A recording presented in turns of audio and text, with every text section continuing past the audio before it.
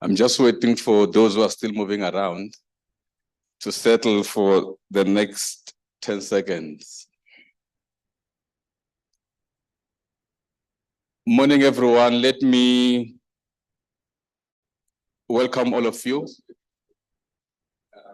Wow. Settle for the next 10 seconds. Is that me? Morning, everyone. Let me... I'm on repeat now.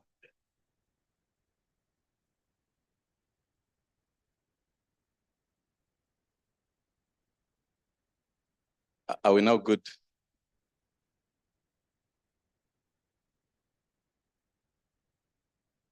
Okay. Looks like now we are now sorted. If I repeat myself again, it's not me.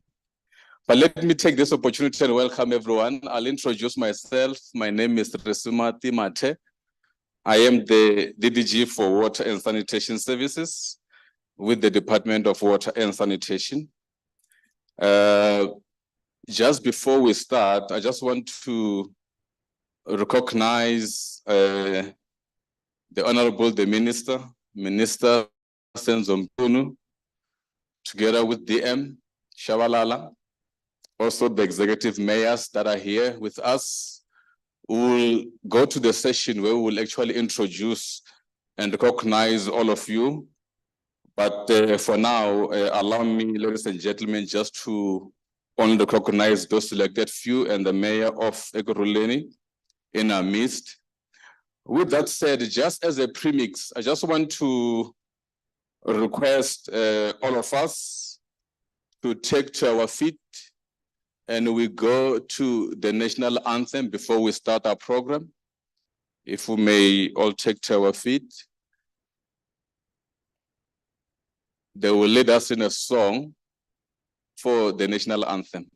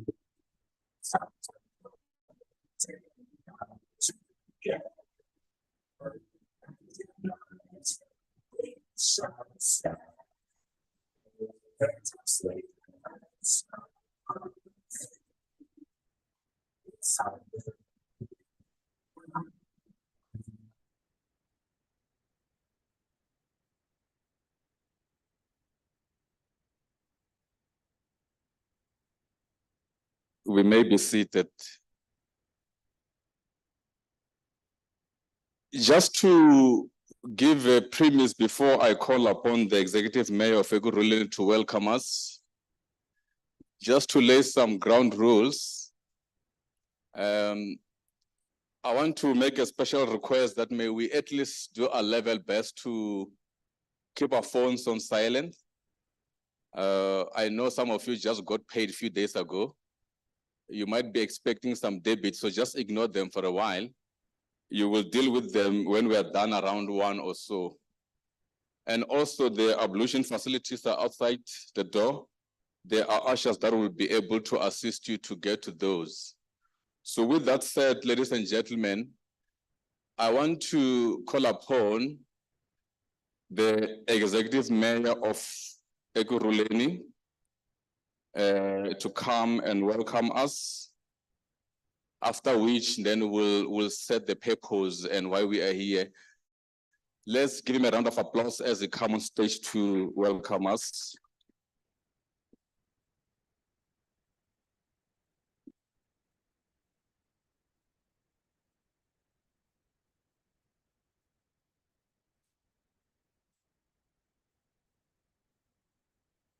Thank you very much, Program Director.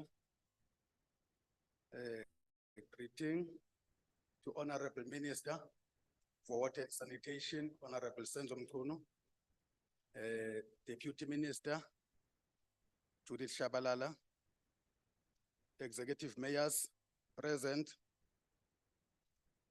all DGs in our midst, city managers, a very warm welcome to everyone gathered here this morning.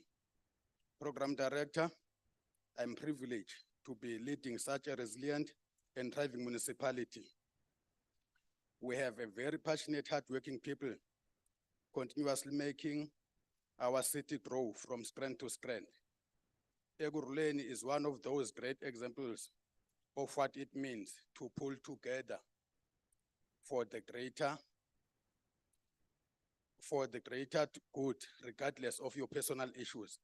We are a multi-party government with varying ideologies, but we all put the well-being of our residents as #1 priority. This municipality is certainly not perfect, but we are constantly working towards being the best for our people. Program Director, I'm thrilled to be ending off the year 2023 on this high note. Being reviewed as a municipality is a very good for progress. Getting positive feedback is encouraging for us on the ground, rendering the services, an affirmation that we are on the right track. Acknowledgement from experts for the services we are delivered in a marvelous and a great piece of hope for our residents who trust us to look after their livelihood. We all know water is life. Access to clean water and sanitation is an individual constitutional right. So it is critical that we ensure such provision as a municipalities. Today, gathering is heartwarming and encouraging to do more for us as a public servant. We must never grow big-headed from accolade, but rather remain humble and true to the cause of striving for excellence service delivery. Once again, good morning and welcome to the city of Ekurhuleni. Thank you very much.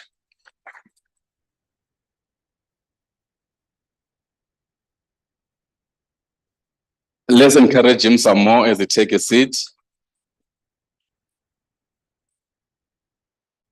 Thank you, Executive Mayor. We are grateful to be hosted by you today and with such warm welcoming message for all of us. We are saying thank you. And ladies and gentlemen, just to set the scene before we move to the next item, I think most of us are aware of the state of our water and sanitation services in the country.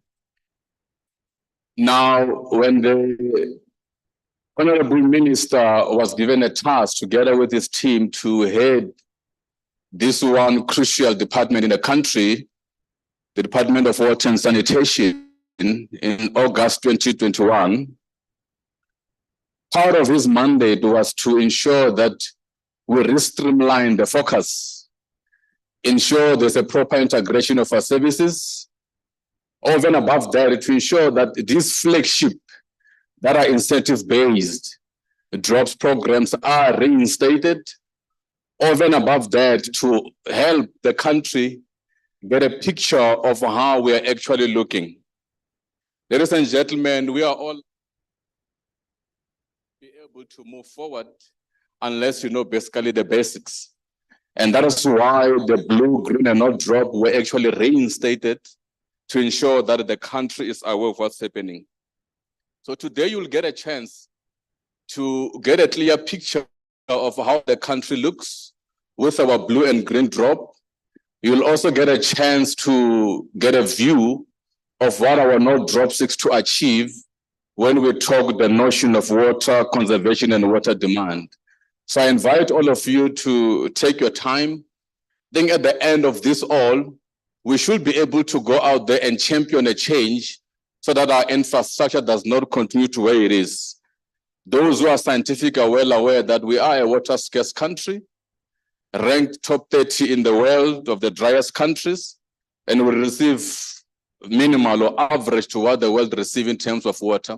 So there's therefore a need for this country and us as water managers to be innovative, to ensure that our acceleration of service delivery does not actually deprive the people of this country. With those words, ladies and gentlemen, allow me to call my brother, my colleague, DDG Zwane, to come and give us the acknowledgement as well as the purpose of this event. As we come forward, let's give him a hand.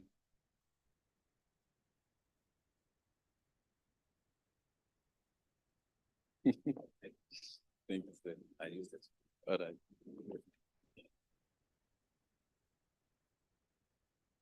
Thank you, Program Director, Dr. Mate.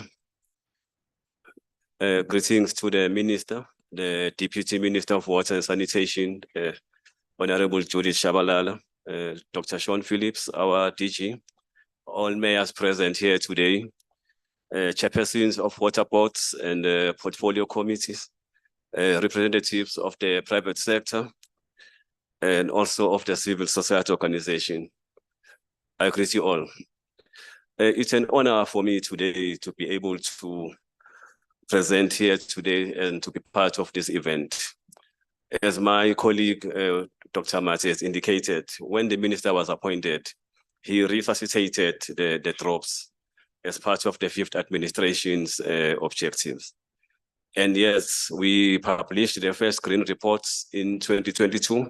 We also published the blue drop progress reports as well. Now today we are seeing the release of the full blue drop and also the no drop reports, which are focusing on drinking water quality as well as the efficient use thereof. And we are also, for the first time since the minister joined the department, also be publishing the no drop reports, which is focusing on the water use efficient.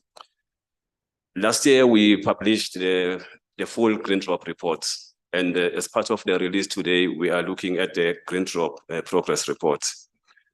As the regulator, we are mandated to release the performance data of our municipalities, and as well as it's measured against the national norms and standards. Colleagues, we introduce the drops so that we encourage our water services institution to achieve excellent drinking water standards, also the excellent management of our wastewater treatment systems, as well as conservation and demand management in the country. So this program, which is incentive-based, it operates parallel to our punitive legislated regulation measures. Colleagues, the report, it does not confine itself to only the quality standards. We also measure other performance standards which are supposed to be complied with by the municipalities in compliance with the norms and standards.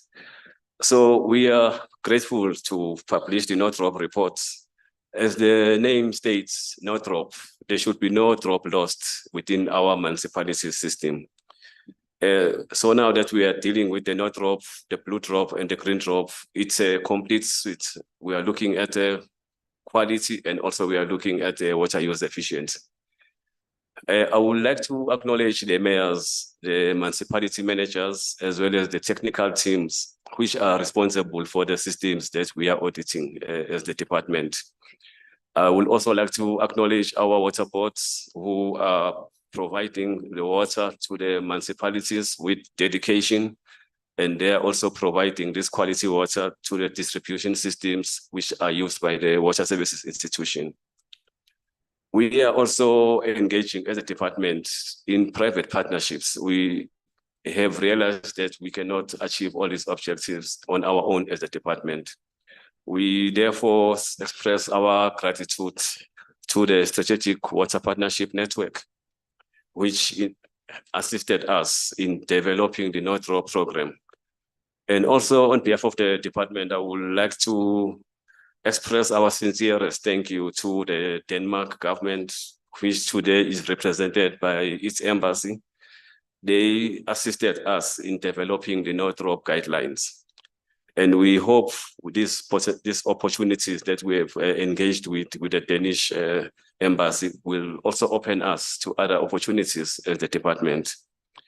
We also want to acknowledge the support of the Energy and Water Sector, as well as the WISA for their support in strengthening particularly the skills in the sector. We know that both these institutions, they assisted us with regard to the enhancing the skills requirements and also of process controllers, as well as the engineering and scientific staff. To the portfolio committee, as well as the not-for-profit organizations, their interests and their constant engagement, highlighting the issues. We appreciated that because it helps us as a department as well to make sure that as a regulator and also the water services institution, we keep to our task and we make sure that we try and achieve as much as possible our objectives as a department. So all of you, you are our honored guests today. I would also not leave out our newly established regulator commission, which has assisted us in enhancing our regulatory requirements, as well as the Water Research Commission, which has also assisted us on a number of regulatory framework initiatives, trying to make sure that we enhance the achievement of our norms and standards. In conclusion, I would like to urge our municipal managers to continue to commit to addressing the issues of infrastructure within their systems, and to also ensure that they appoint suitably qualified and experienced staff to manage not just our water treatment systems and water treatment systems, just to make sure that even the infrastructure is operated in line with the O&Ms. We also like to make sure that the infrastructure is maintained to minimize the water losses, particularly the non-revenue water, so that we are able to make sure that water is provided to more people within our spheres. We remain committed to unlock the challenges across the spheres of government to improve the quality of water services as the regulator. And we will make sure that we work with the municipalities to support them in complying with the norms and standards. I would like to acknowledge a few dignitaries who have responded to our call today, starting with the executive mayors. We have already been introduced to Executive Mayor of City of Ekurhuleni, Councillor Sivuyile Ngotwana. We also have Ubaba Mzimkhulu Tebola from Umsunduzi, the local municipalities. We are welcome, sir.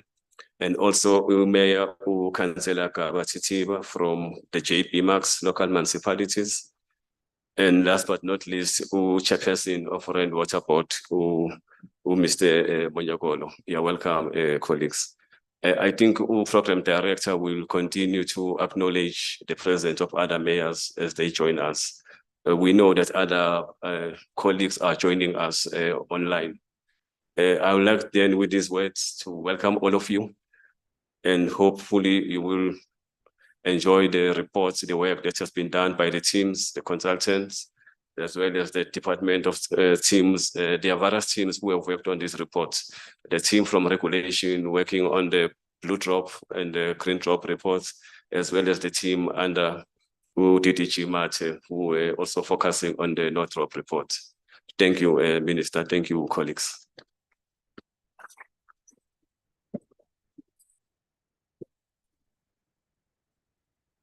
Let them encourage him. Thank you.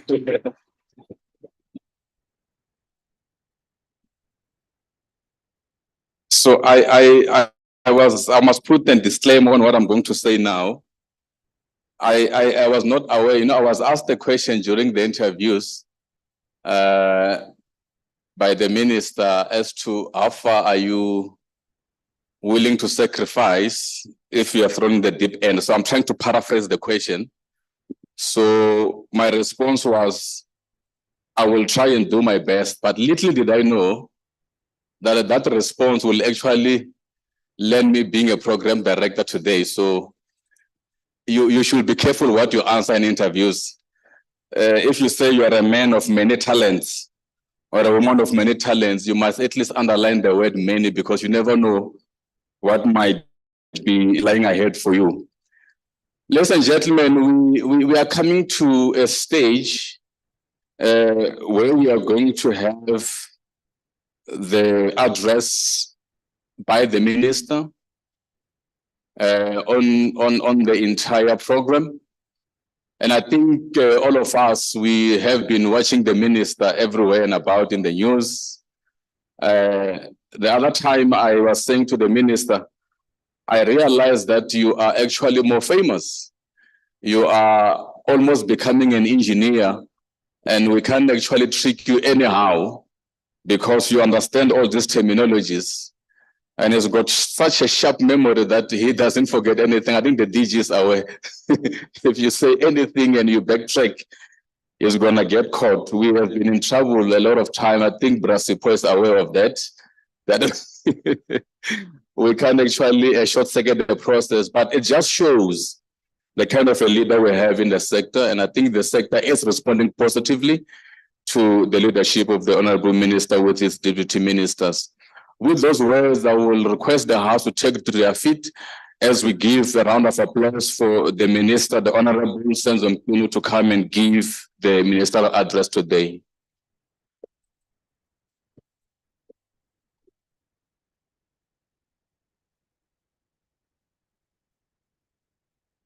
Thank you.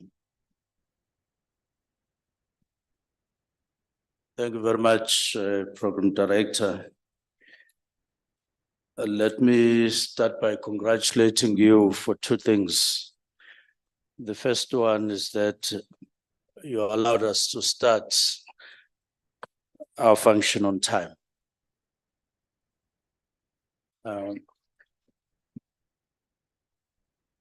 I was watching very carefully whether we would indeed start at 9 o'clock, and indeed I was quite glad that you made an effort and we did start at 9 o'clock. So congratulations for that. Many people don't know how to start meetings on time. The second thing I want to congratulate you for is that at our last meeting of between the minister and the ministry and the department, there was an announcement that Mate has since become a doctor, academic doctor.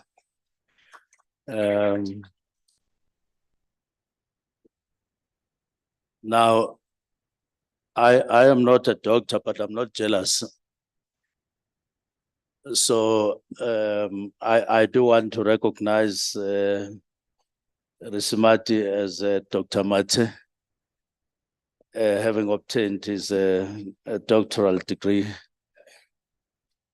And we're proud that a young man like this one, DTG in Water and Sanitation, has now obtained a doctoral degree in the very subject that he's dealing with, engineering in water. Thank you very much. What has not happened is that he has not invited us yet to celebrate it. My greetings to the Honorable Deputy Minister Shabalala, and greetings to the Mayor, Mayor Ngudwana, Mayor of Ekurhuleni. Thank you very much, Executive Mayor, for your kind words and for your presence here.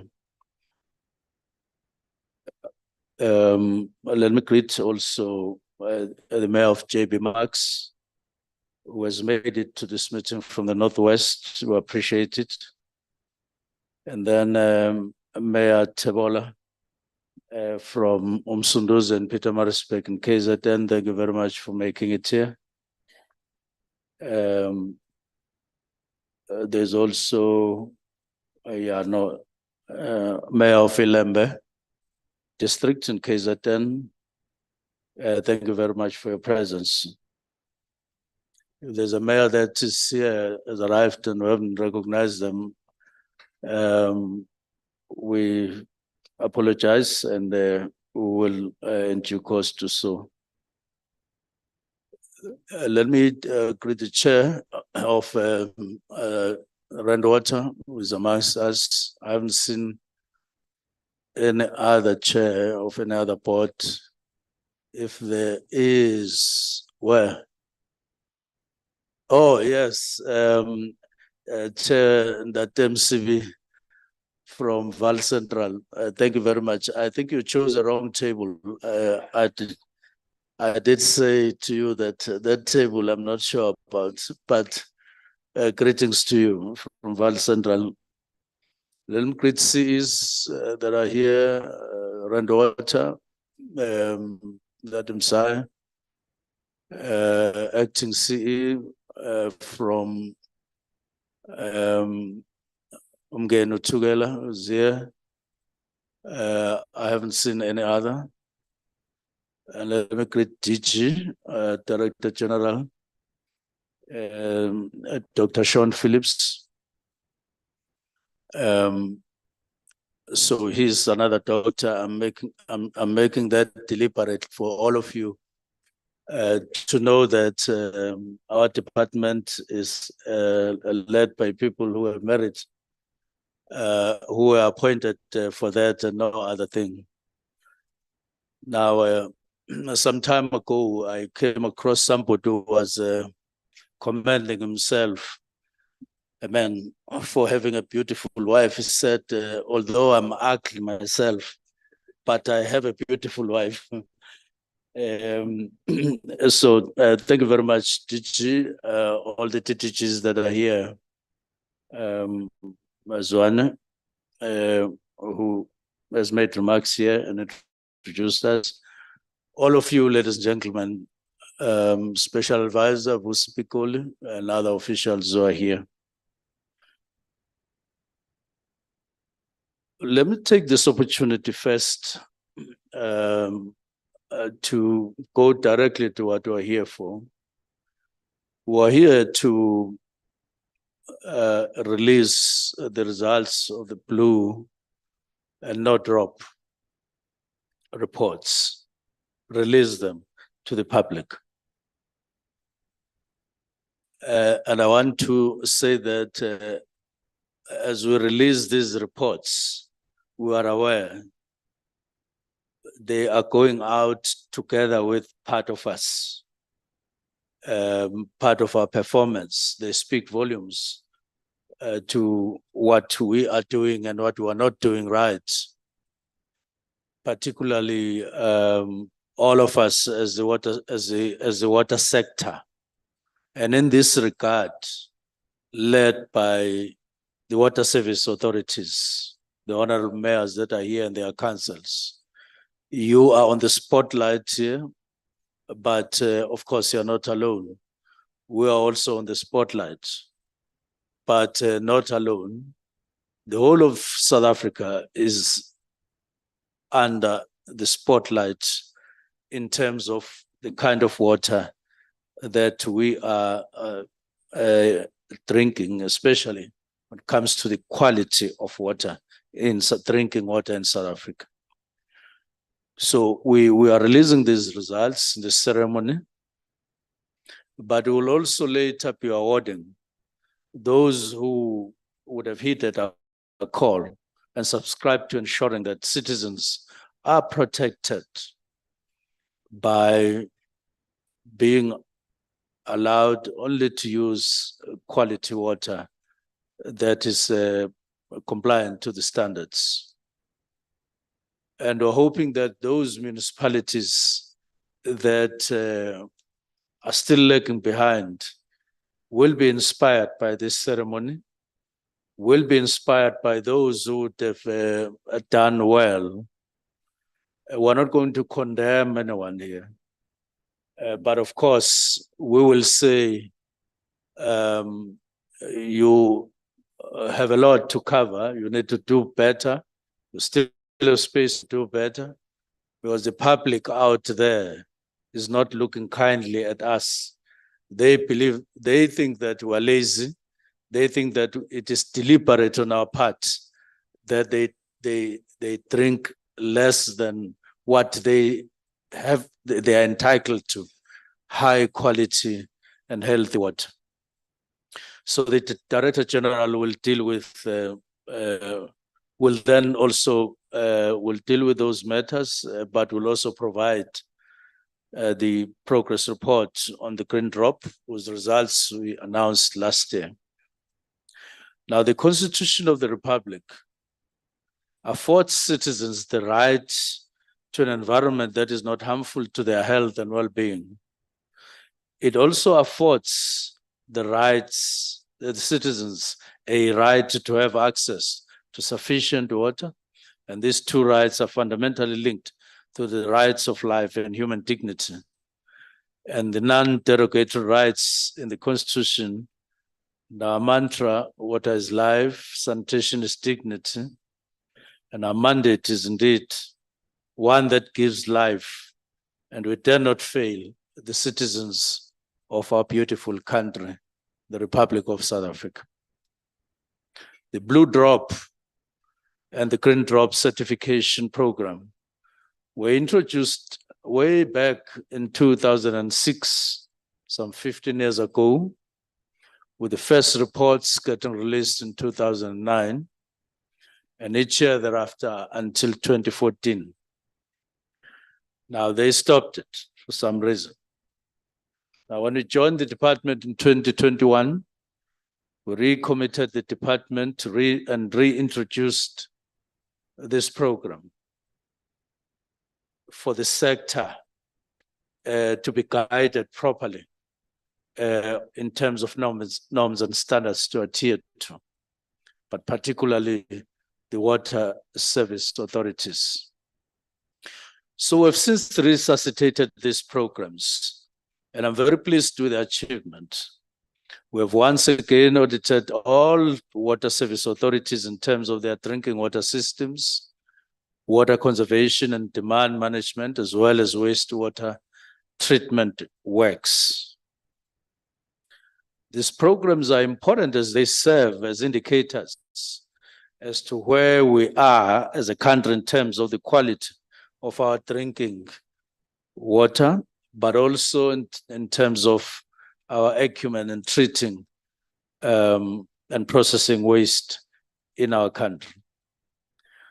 We also have the No Drop program, which focuses on water conservation and demand management, aimed at ensuring water distribution systems function effectively. We don't have pipes that have holes all over. We don't have pipes that are more than 100 years and are tired and cannot hold water anymore. And then we lose a lot of water that we should be conveying to people. And we lose that water to the ground, making the sector unsustainable or half sustainable. And this is a matter that we're very worried about. Now, some ordinary people would say, or a person would say, why do we worry about about water that we lose to the ground? We should be concerning ourselves with the water that we pass to households.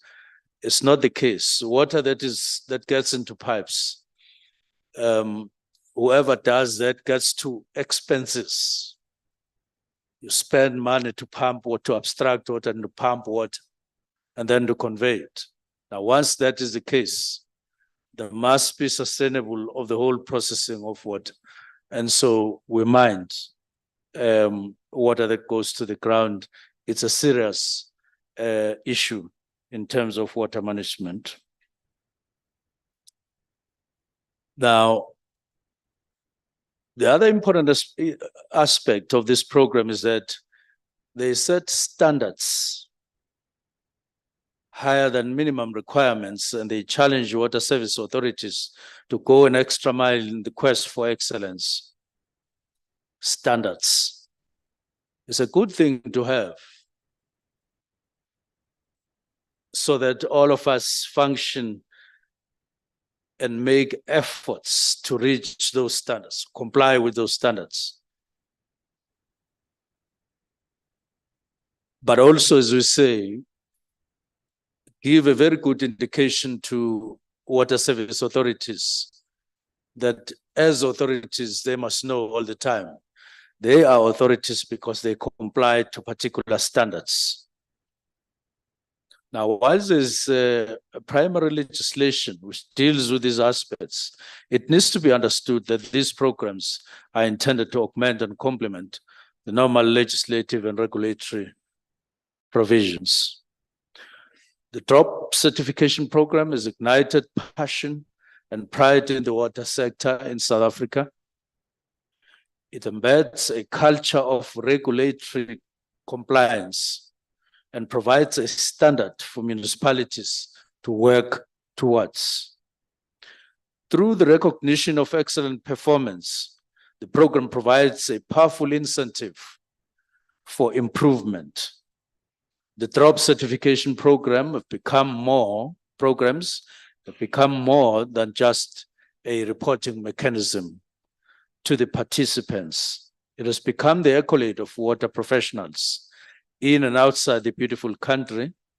Perhaps most importantly, the program provides citizens with important information about the performance of their water and sanitation services. And remember that citizens are alpha and omega. They are the first law, they are the last law. They are the ones about whom we are about.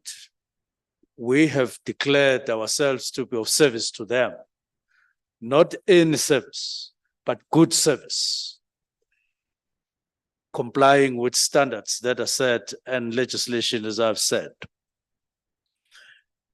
But as we mentioned here, is also good for practitioners in the water sector, good for professionals, because water is a science that requires professionalism of the highest order,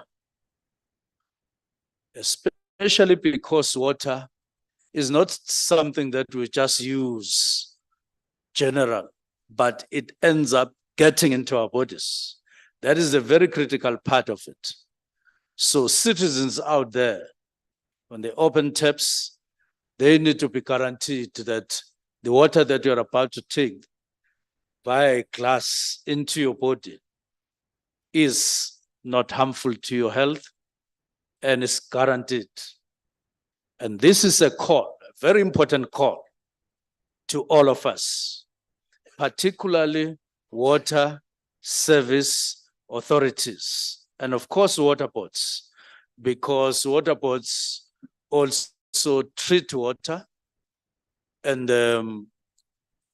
they have to comply with the set standards and the norms.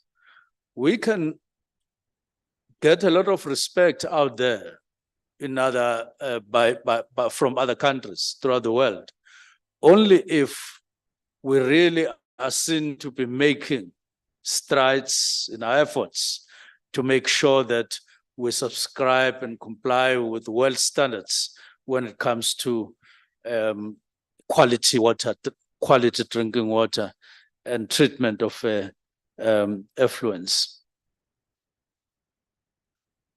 Now, it was encouraging to see the response from water service authorities and from water boards and other stakeholders who heeded the call to provide relevant evidence required by the Dept assessments. To municipalities which have not fared according to expectation, the message is to use these results to develop improvement plans, and want to plead with those municipalities that did not meet the required standards, that you are being called upon to do a turnaround and to make improvements, because as we have observed, people out there expect nothing less than high quality water that we provide to them for drinking. We understand that as a National Department of Water and Sanitation, we have an overall responsibility for ensuring the citizens of the Republic have access to clean water and healthy sanitation systems through the country indeed.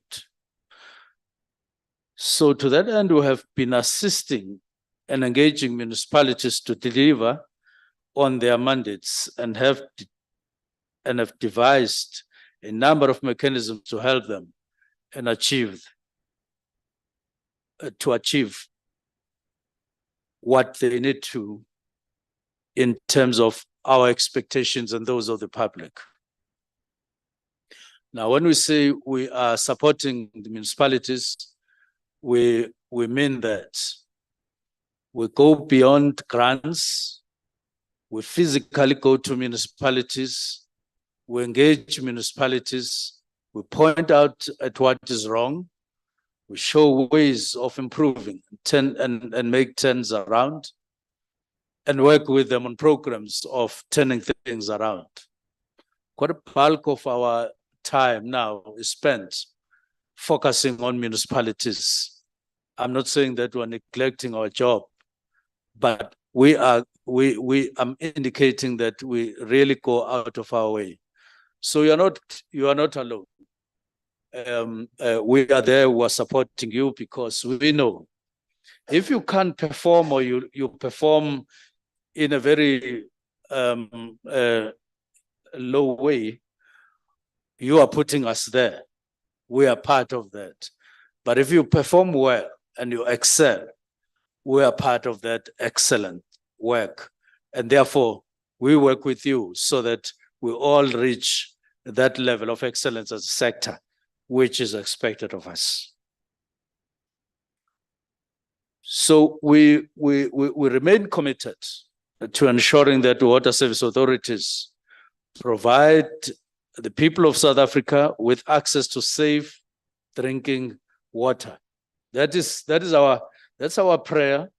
That is what we want to achieve. And that is what we want to live for every day, so that we protect the people from the real risk of waterborne diseases. However, there is a concerning decline in the performance of many municipalities in terms of drinking water systems since the last report was released in 2014. Of course, these are bad news, and this is what I was talking about when I say, as we release these reports, part of us is going out with these reports, and we know we are setting up ourselves to a lot of scrutiny by the public and media, and they are going to start saying, "Do you think you are doing a good job?" They are going to start saying, "Do you think there's no crisis in water in South Africa?" And I will continue to say that if people of South Africa want to use the word crisis to describe whatever the aspect of water, they are free to do so. We are not going to go to anyone and ban the word crisis, but we are encouraging everybody to contextualize this by, for instance, indicating that when you are talking about crisis, if a person, a family, doesn't or haven't had water for 7 hours in a day, 5 hours in a day, a whole day, 2 days, and say, "Hey, I have a crisis in my home, there's no water," we won't go and say and question that person, because as far as this person is concerned, there's a crisis in my home and there's no water. But to generalize that a situation faced by a family or a village or a suburb constitute a national crisis, that's where we say we want to encourage people to avoid exaggerating outside the context that they are talking about. But of course, we are a democratic country, and with free speech. And also to say that where we see more difficulties is on the water supply side than on the water availability side.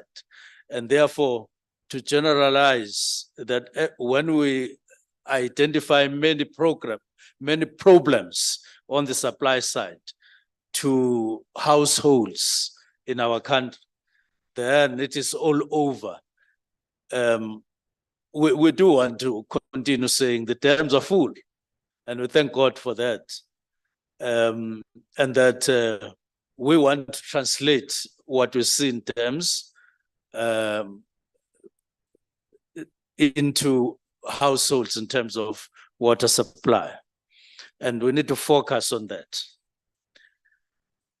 So, of course, there are challenges. We acknowledge water challenges, water supply challenges. The Department of Water and Sanitation is working collaboratively with the Department of Cooperative Governance and Traditional Affairs, collaboratively also with the Municipal Infrastructure Agency, the Department of Human Settlements, National Treasury, and including the Presidency to address the findings of the DROP reports. Action plans have been developed to address the key findings in the worst performing municipalities. These action plans include the provision of grants worth more than 20 billion per annum to municipalities, technical and engineering support, and assistance capacity building and training, and financial management advice and support. Just this morning, I was talking to DG about the need for us to send at least 3 engineers to a municipality in Limpopo.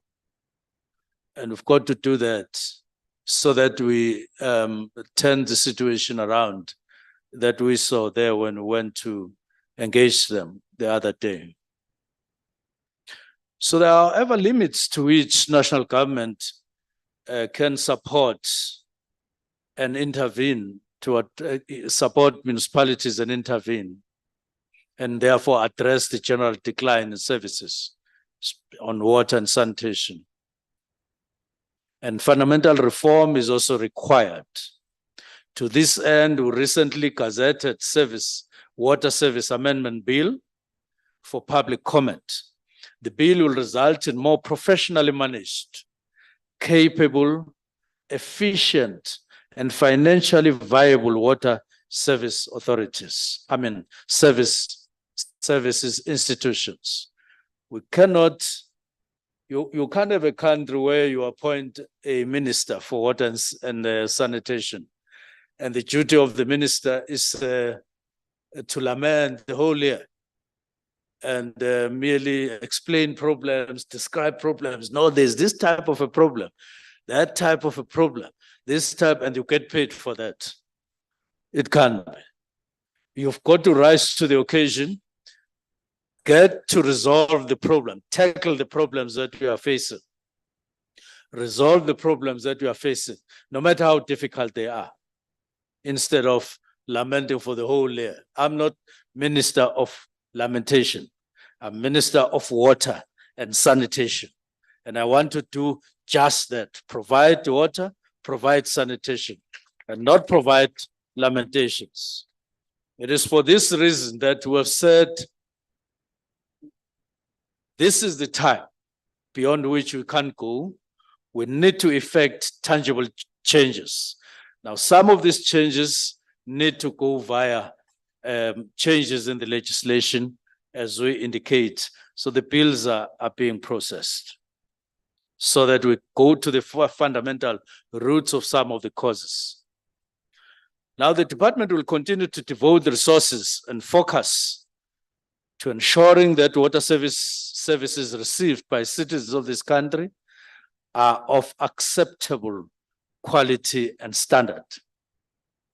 The department uses its regulatory and support branches to identify challenges and address them as early as practically possible. The role of the blue and green drops are key in these processes and will continue to show their value going forward. As I step down, I would like to express my sincere appreciation to all of the participating municipalities, including the researchers, service providers, sector partners, who have collectively taken ownership of this program and made it what it is, an internationally recognized program. And to those who have done well, we say to them, congratulations, and they would be rewarded for that. And at this stage, we want to thank you for your attention. Thank you.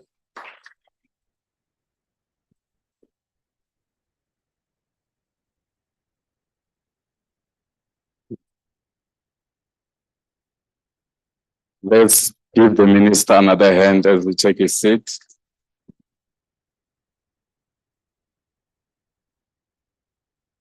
So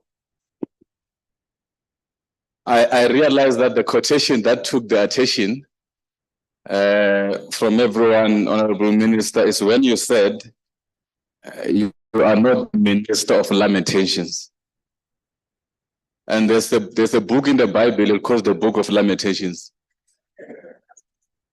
So you are not the Minister of Lamentations. And you cited one thing, that the public, the citizens of the Republic are the Alpha and Omega.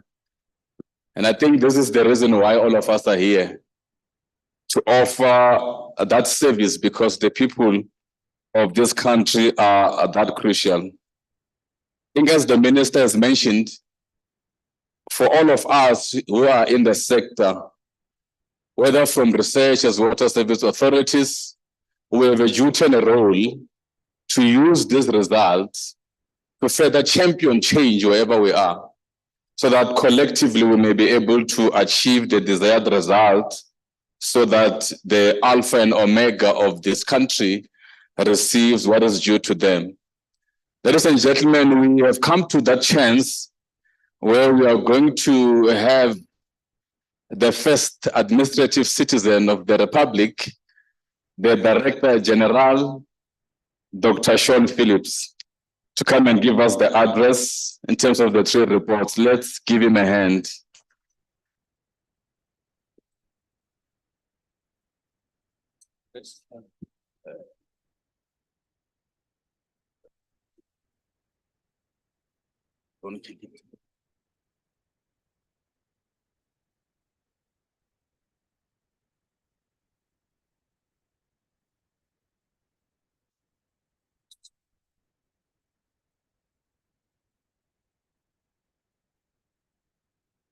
Good morning, Minister, Deputy Minister, Mayors, Board Chairpersons, CEOs, everybody present.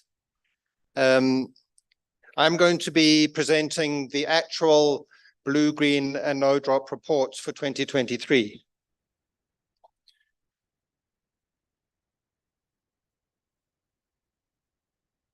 The Minister has covered the introduction to the reports. Before we get into the detail, just to explain what exactly we're talking about. We're talking about assessments of water and wastewater which go through a cycle at municipal level. The way it works is that raw water is drawn from rivers and dams and treated in water treatment works by either water boards or municipalities before it is supplied to households.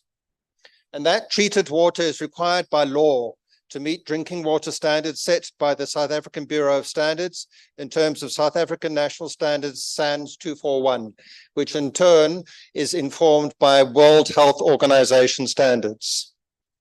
Municipalities and water boards are also required to conduct regular tests on the treated water to ensure that it complies with the standards. After the water has been used by households, it then goes into the sewer system or wastewater system to municipal wastewater treatment works. And those wastewater treatment works remove waste from the water and then return the water to the rivers. The effluent from the wastewater treatment works, which goes into the rivers, is also required to meet minimum standards set by the Department of Water and Sanitation. The Blue Drop Report is a comprehensive assessment of the state of all the drinking water systems, including water treatment works and municipal water distribution systems in the country, whereas the Green Drop Report is a comprehensive assessment of the state of all wastewater treatment systems in the country, including municipal, Department of Public Works, and private wastewater treatment systems. Both the Blue and Green Drop reports cover an assessment of the condition of the infrastructure, whether the required maintenance is being done on the infrastructure, whether the infrastructure is being operated correctly, whether the proper treatment processes are followed, whether proper monitoring and controls are in place, and whether the staff have the necessary skills and qualifications. The No Drop Report is an assessment of the degree to which the drinking water distribution systems of municipalities look after water efficiently without wasting it. The No Drop assessments cover the level of physical water losses in the system, the levels of non-revenue water, the average amount of water used per capita per day, whether infrastructure is being maintained properly to minimize wastage, and the existence of plans and strategies to reduce water losses, and the effectiveness of metering, billing, and revenue collection systems. This drop system has been developed in South Africa. It's a uniquely South African regulatory tool, and the main aim is to facilitate improvement in municipal drinking water quality and wastewater treatment, as well as improvement in water conservation and demand management. A very important purpose of these drop reports is to keep the public and stakeholders informed and updated with credible and data and information about the state of water and sanitation services in the country. They also serve to recognize water services institutions that perform excellently. And in that regard, they provide a very strong incentive to municipal officials to improve. In this regard, you will see later today that this recognition of excellent performance in municipalities is very prestigious, and many municipal officials and water and sanitation departments and municipalities around the country aspire to achieve Green Drop or Blue Drop awards and to get the certificates. And that is a very important motivator for them to want to improve the services in their departments. In addition to identifying the status quo and what are the problems in municipal drinking water and wastewater systems, very importantly, the reports also identify clearly what needs to be done to address the challenges. And in that regard, they're a very important support mechanism from the national government to municipalities. Because if a municipality takes all the detail provided in its Blue Drop and Green Drop and No Drop assessment, it can use that information to determine exactly what needs to be done to improve its services.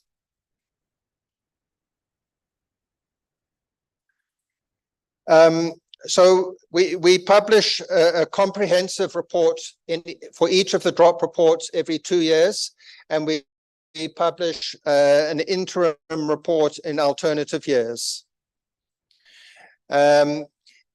This year, we're publishing the Green Drop Progress Assessment Report, which is an interim report. Last year, we published the full Green Drop report. So today, we're going to be releasing the full Blue Drop, the full No Drop report, and the interim green drop report.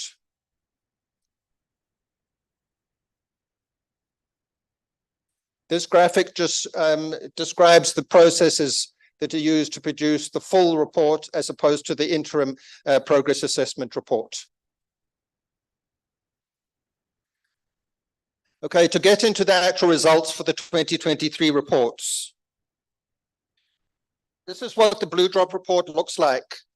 It's a very thorough assessment of drinking water systems throughout the country. You'll be relieved to hear that I'm not going to take you through this report in detail.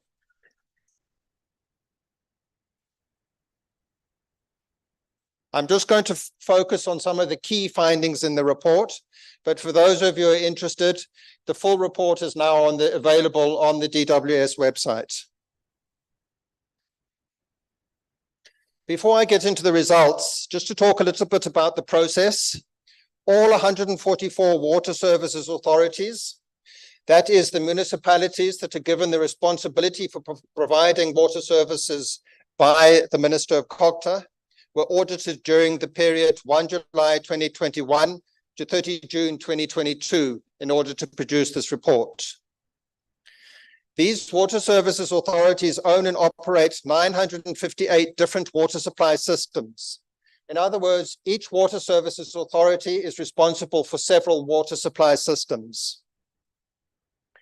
The municipalities are provided with bulk water services by the water boards, which were also audited. Not all municipalities are provided with services by water boards. For example, the city of Cape Town doesn't receive a service from a water board, but most municipalities receive bulk water services from the water boards. And the water boards are appointed as water service providers by the municipalities, and the water boards systems, bulk water systems, form part of the water supply systems which are assessed through this blue drop process.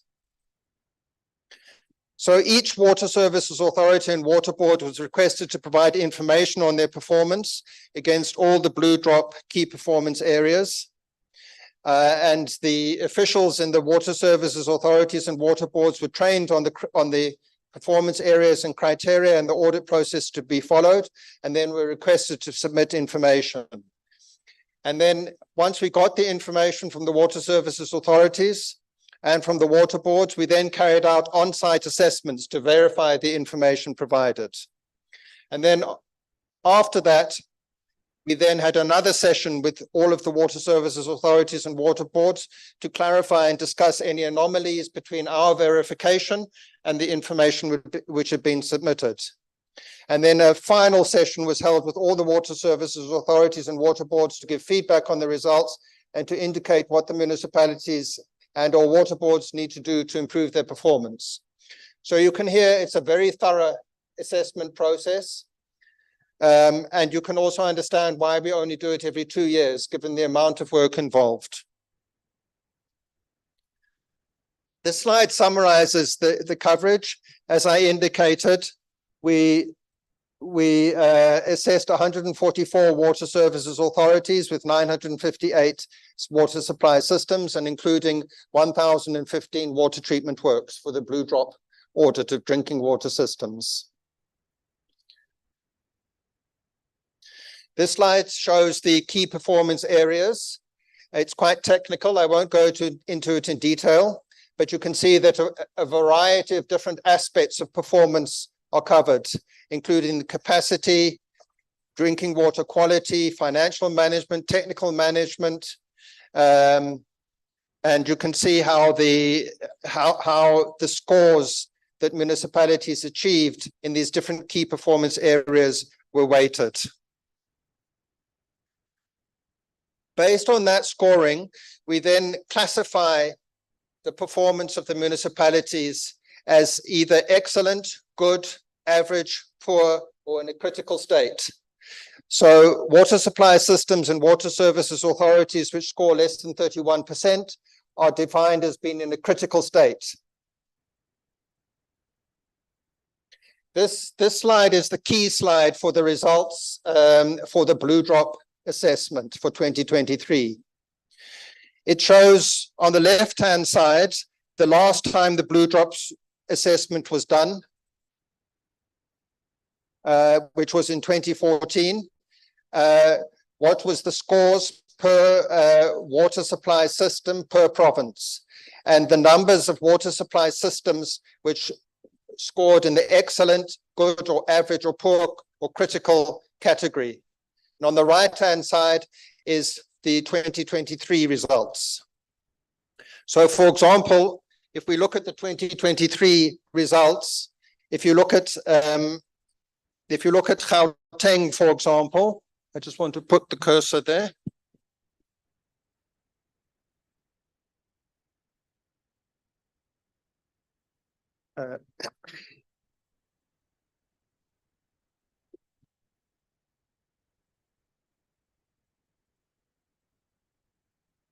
So if you look at the 2023 results, for example, at Gauteng, Gauteng has 29 water supply systems.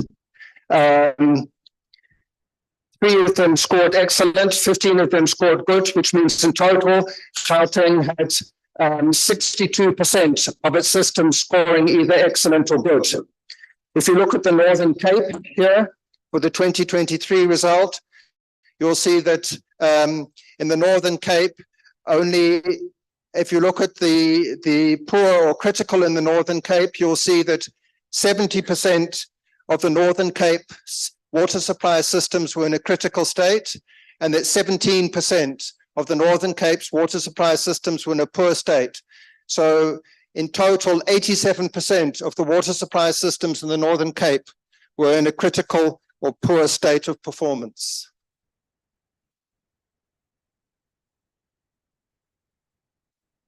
In summary, 26 water supply systems scored more than 95% and qualified for the prestigious Blue Drop certification status. In 2014, 44 water services authorities were awarded the Blue Drop status. And that indicates that there's been a decline in excellence between 2014 and 2023. A second key finding is that 277 of the 958 water supply systems, or 29% of them, which are found in 62 different water services authorities, were identified to be in a critical state of performance. The last time the Blue Drop report was done in 2014, 174 water supply systems were found to be in a critical state of performance in 33 different water services authorities. And this means that there has been an overall increase in the number of systems in a critical state of performance between 2014 and 2023. One important point to note is that drinking water systems in the major metropolitan areas are generally performing well in terms of the Blue Drop performance areas. Gauteng has the highest percentage of drinking water systems with excellent or good performance at 62%, as I pointed out, followed by the Western Cape at 50%. So the water in your jugs and your table is Ekurhuleni tap water, and it's safe to drink.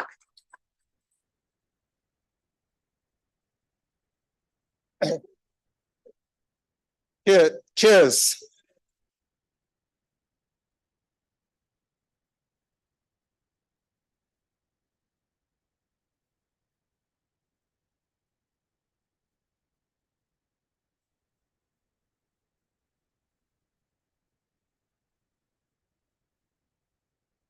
The Northern Cape has the highest percentage of drinking water systems with poor or critical performance at 87%, as I pointed out on the previous slide. This has deteriorated from 48% in 2014. The percentage of drinking water systems with poor or critical performance in Free State has also deteriorated markedly from 2014 to 2023. From 31% in a poor critical state in 2014 to 59% in 2023. Just to talk a little bit more about the results for Gauteng. One of the reasons for the good performance of water supply systems in Gauteng is the fact that Rand Water manages a substantial portion of the water supply systems in Gauteng. And Rand Water's management, maintenance, and operation of its infrastructure is very good.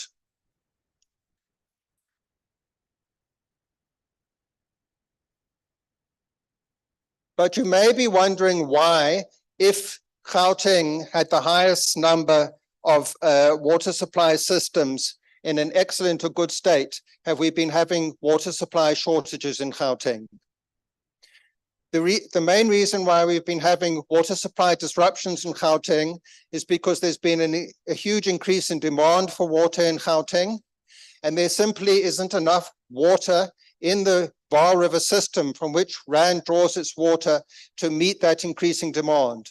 That problem is going to be solved by phase 2 of the Lesotho Highlands project, which is currently underway, and which will deliver a lot more water into the integrated Vaal River system.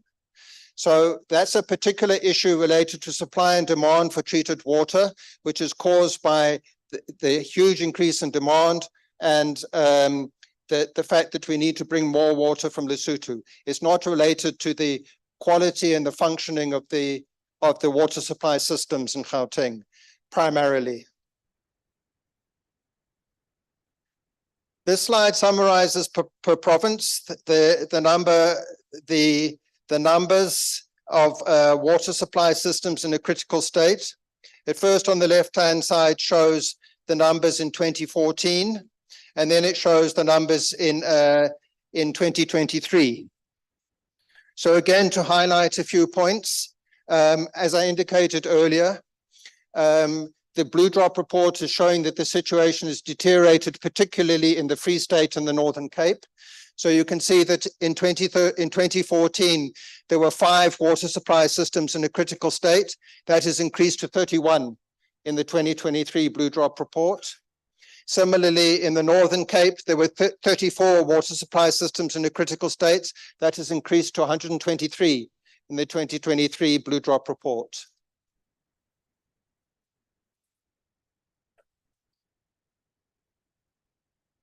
This provides the same information in the form of pie charts. And this provides similar information on a map.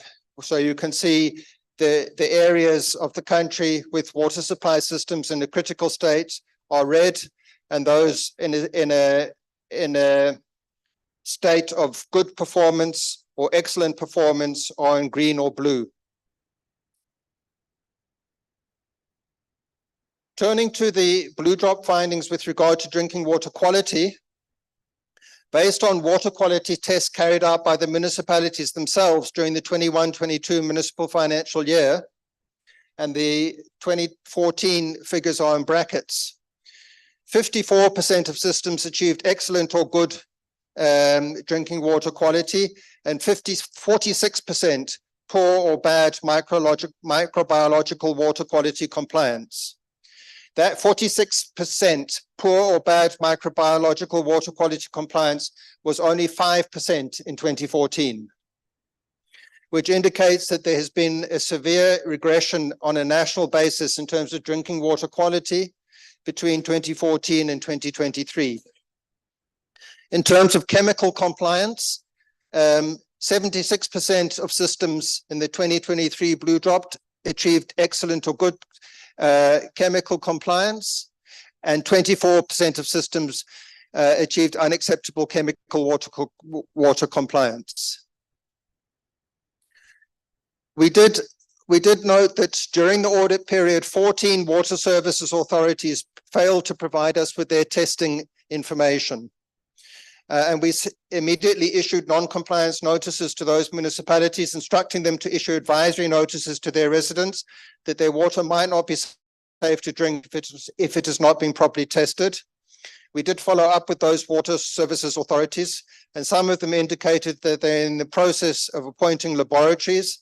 Others have indicated that they've commenced with sampling, and others provided evidence of testing and achieving drinking water quality. And where necessary, those water services authorities did issue advisory notices to the public. This shows in pie chart form the results in terms of drinking water quality. What are the implications of our findings in terms of drinking water quality? The first is that according to South African Bureau of Standards, SANS 241, it is not safe to drink water if less than 97% of tests for microbiological contaminants and chemical compliance conducted over a year do not comply with water quality standards. In other words, at least 97% of your tests must comply with the standards for microbiological quality and chemical standards in order for the water to be considered safe to drink. And that means that for this audit report, it was not microbiologically safe to drink the water in almost half of our drinking water systems at times during 2022 when the Blue Drop audit was done.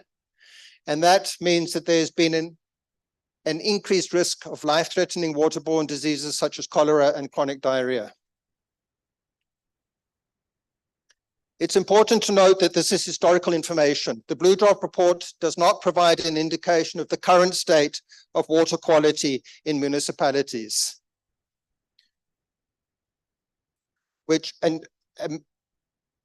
Some of you may be thinking, well, how do I find out about the current state of water quality in my municipality? Well, the SANS 241 and the norms and standards issued by DWS under the Water Services Act state that when the tests carried out by a municipality indicate that the water supplied poses a health risk, the municipality must inform its consumers that the quality of the water that it supplies poses a health risk. So we have sent non-compliance letters to the municipalities having systems with poor or bad compliance in this Blue Drop report. And those letters require the municipalities to inform their residents should they still have poor or bad compliance. This is a very important point to make. It would be irresponsible for us as the national department to answer the question on a minute-by-minute basis as to whether it's safe to drink water in a particular municipality because we are not carrying out the tests. They are there on the ground and carrying out the tests, and something might happen in the municipality. A pump might break.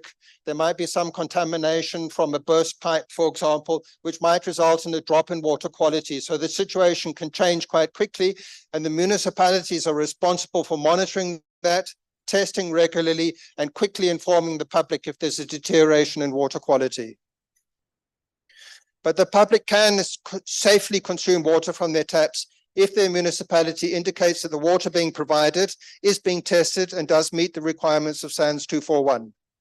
And residents should check with their municipalities if this is the case. We do provide periodic information in this regard on our Integrated Regulatory Information System webpage, which is given on this slide, but that is also quite historic information and that is monthly data.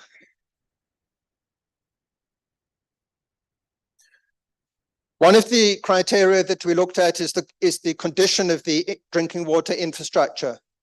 And this result was quite interesting because it found that only 3% of the infrastructure that we assessed was in a critical condition and only 12% in a poor condition. In other words, 85% of the drinking water infrastructure was in an average condition or better. And the reason why that is interesting is that one would have thought that perhaps the decline in drinking water performance is due to infrastructure problems. But the fact that 85% of the infrastructure is in an average condition or better indicates that there's non-infrastructure issues which are having a big impact on drinking water performance. And those non-infrastructure issues can include, for example, whether or not the municipality has hired the right staff with the right qualifications to do the work at the water treatment works, and whether the proper treatment processes are being followed, and whether the proper testing regime is being carried out. Another interesting finding, if you compare the 2023 Blue Drop report against the 2022 Green Drop report. The 2022 Green Drop report found that only 44% of wastewater infrastructure is in an average condition or better. Remember, in this bullet, we're saying that 85% of drinking water infrastructure is in an average condition or better, but only 44% of wastewater infrastructure is in an average condition or better, which seems to imply that we have a particular problem with municipal councils being unwilling to budget for maintenance of wastewater infrastructure in particular.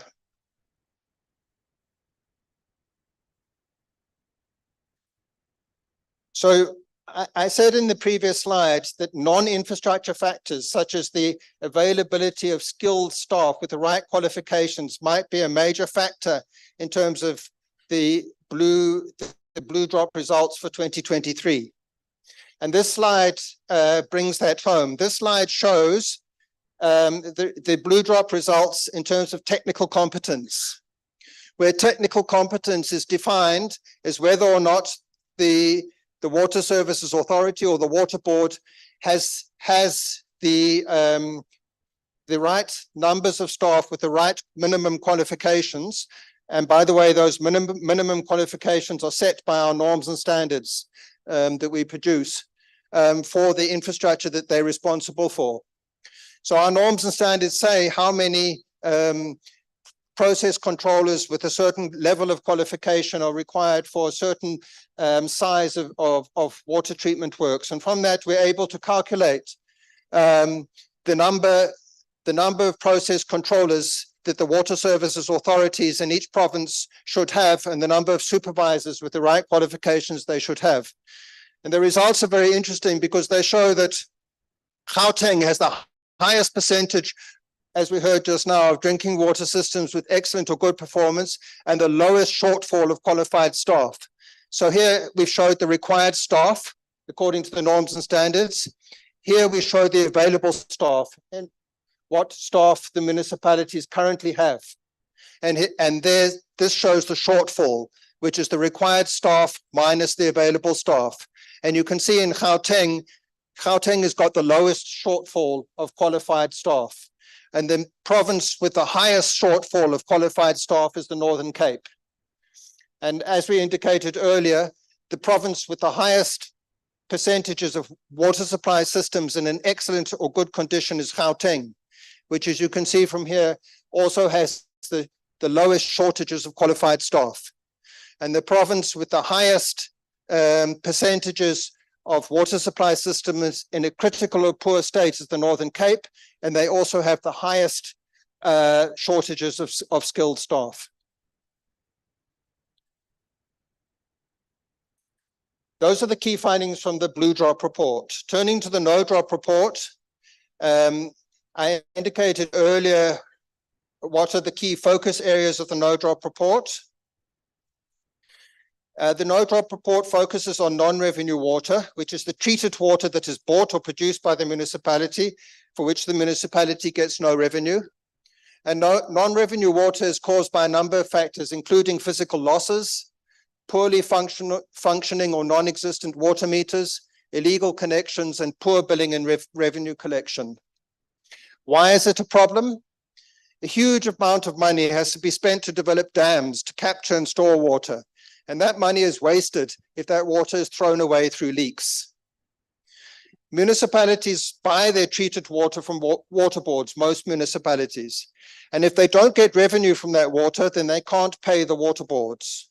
And if water boards don't get paid, then they can't treat water anymore. If municipalities don't collect the revenue they're supposed to collect, then they can't afford to maintain and operate the infrastructure. And finally, South Africa is a water-scarce country, and we can't afford to throw treated water away through leaks. This slide again just summarizes the key performance areas or key criteria that were assessed per Water Services Authority for the No Drop report.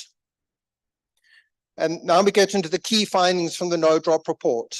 4 Water Services Authorities scored more than 90% and qualified for the prestigious No Drop certification.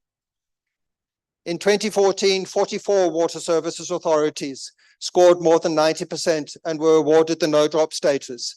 And that indicates that there's been a decline in excellence between 2014 and 2023. 8 water services authorities scored between 80 and 90%, which is good performance. And 64 water services authorities scored below 30%.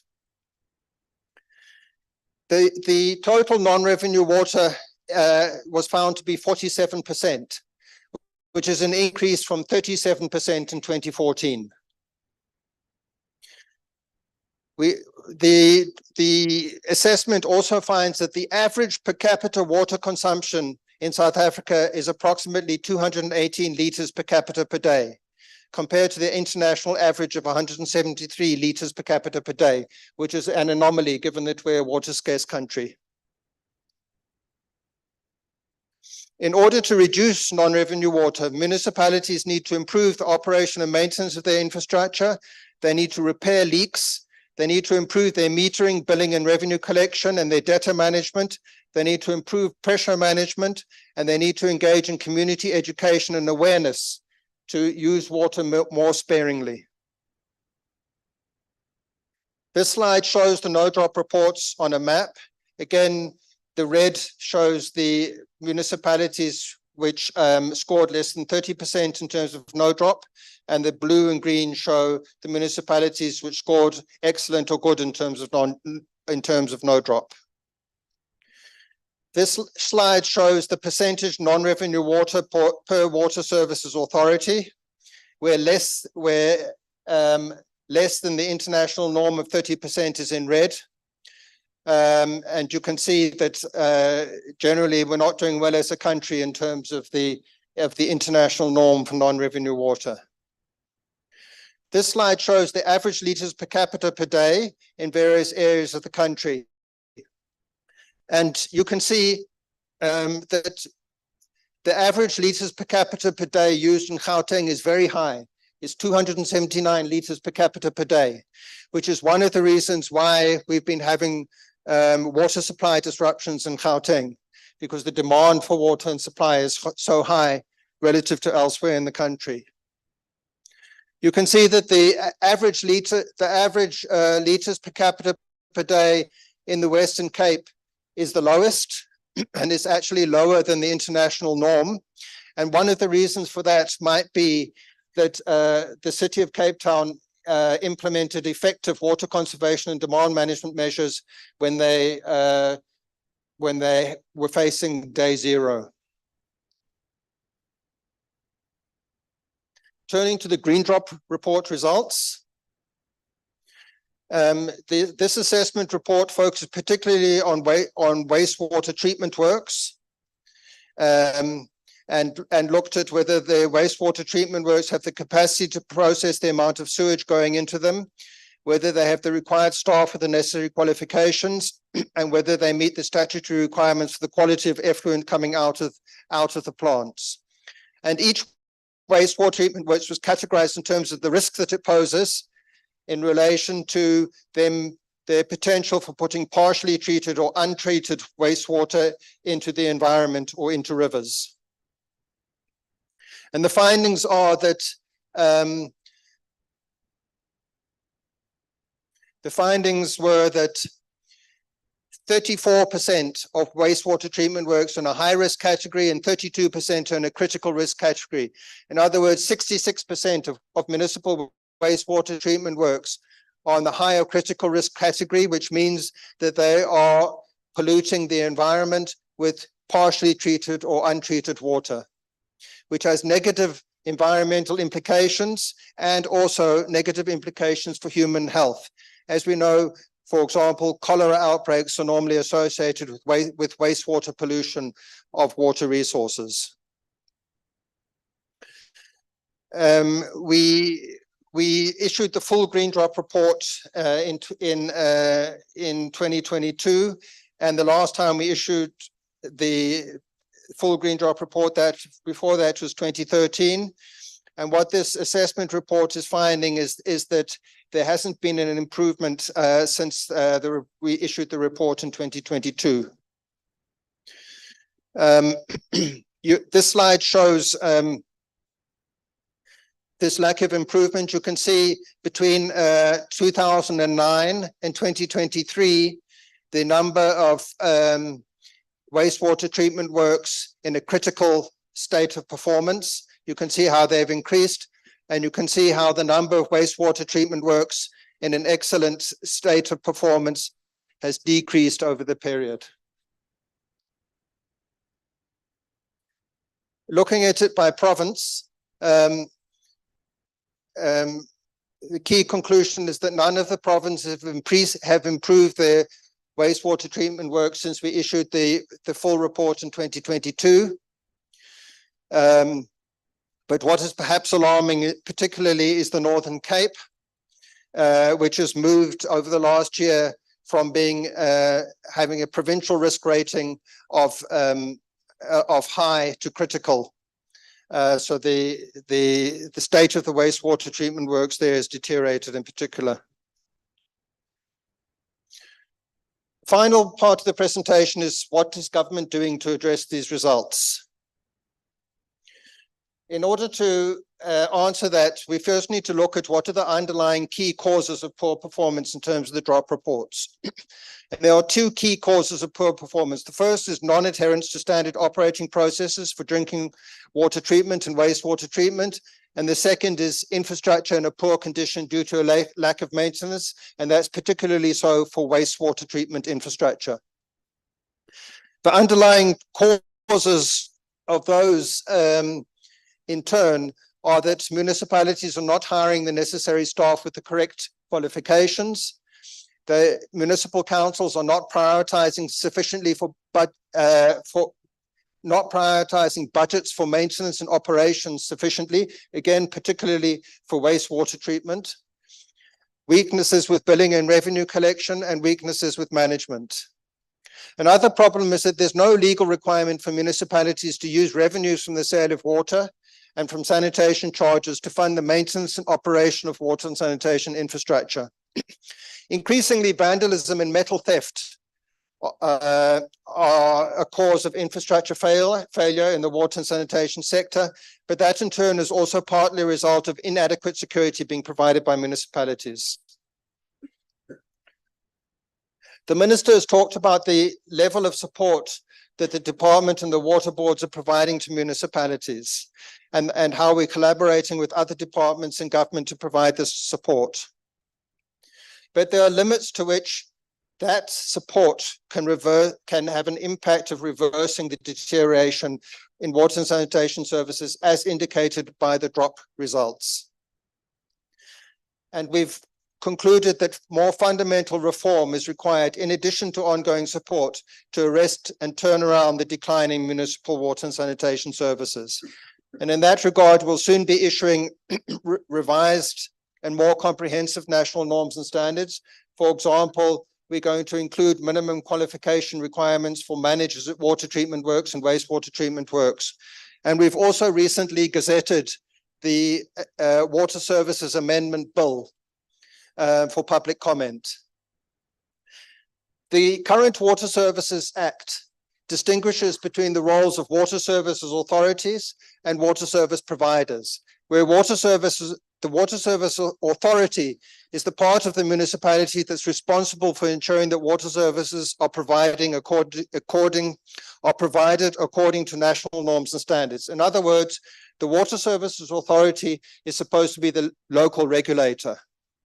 And the Water Services Act then says that the part of the municipality which actually delivers the service is the water service provider. We are going to intervene in that level to strengthen the role of water services authorities and to enable them to assess whether their water service providers have the capability to provide services to norms and standards.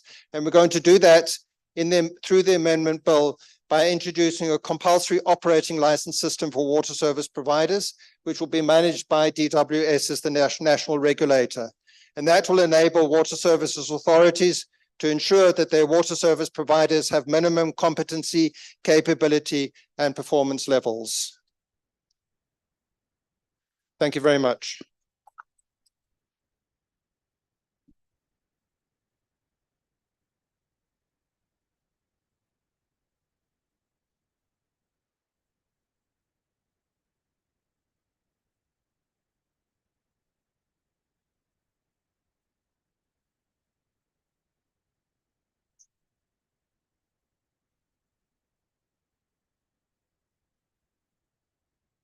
Uh, before the DG sits down, I would humbly call the minister to come and receive the drop reports, and then we take a picture for that.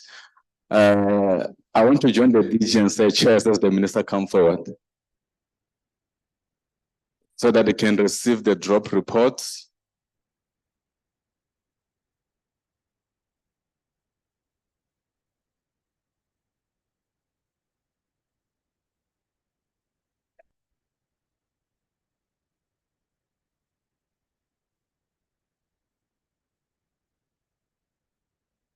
Thank you very much.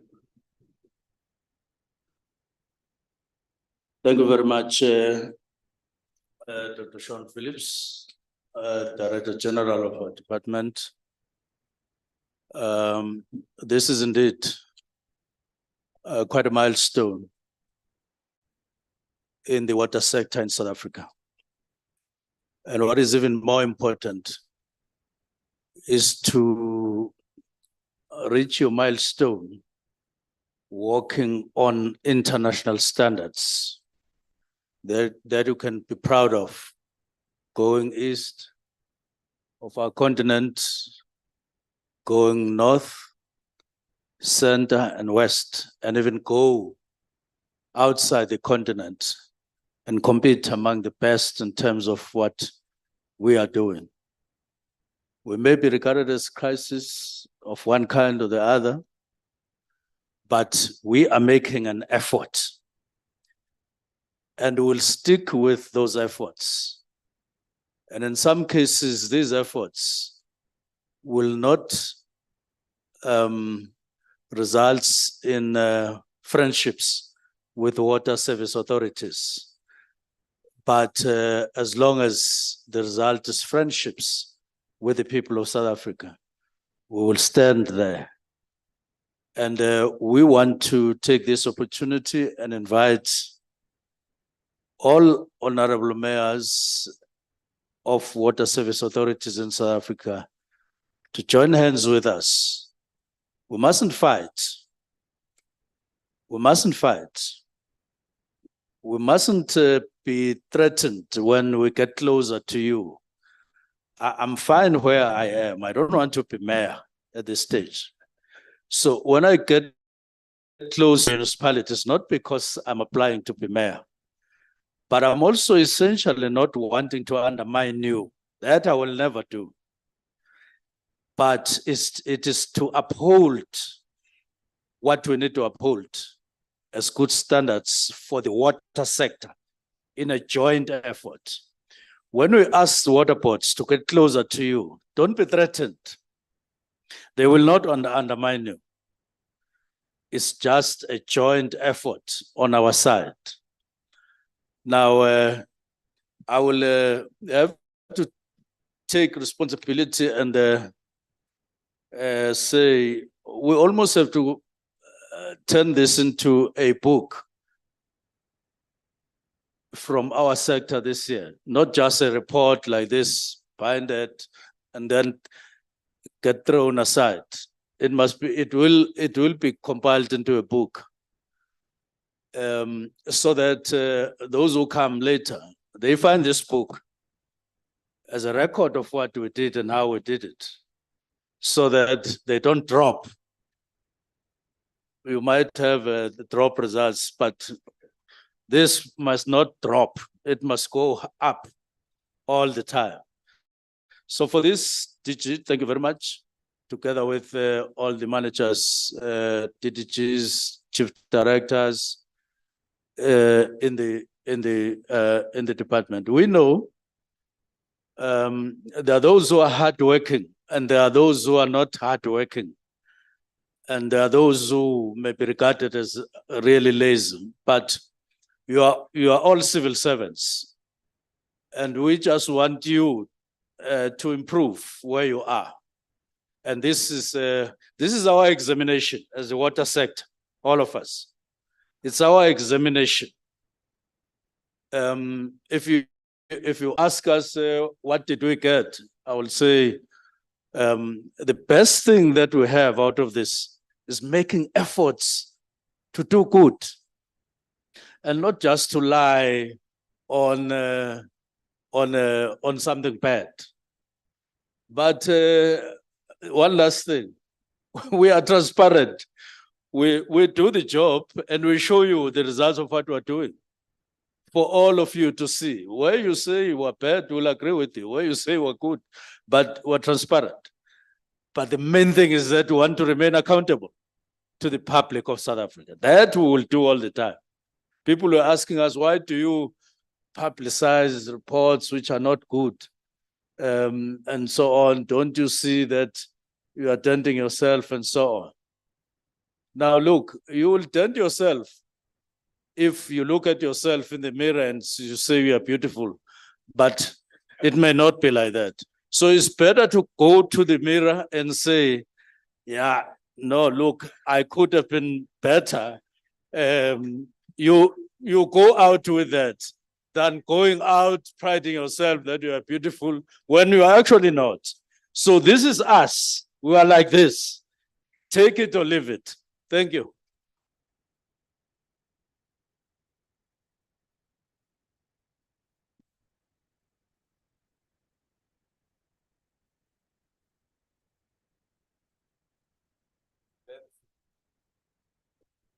Let's appreciate the DG and the minister once more time. Honorable.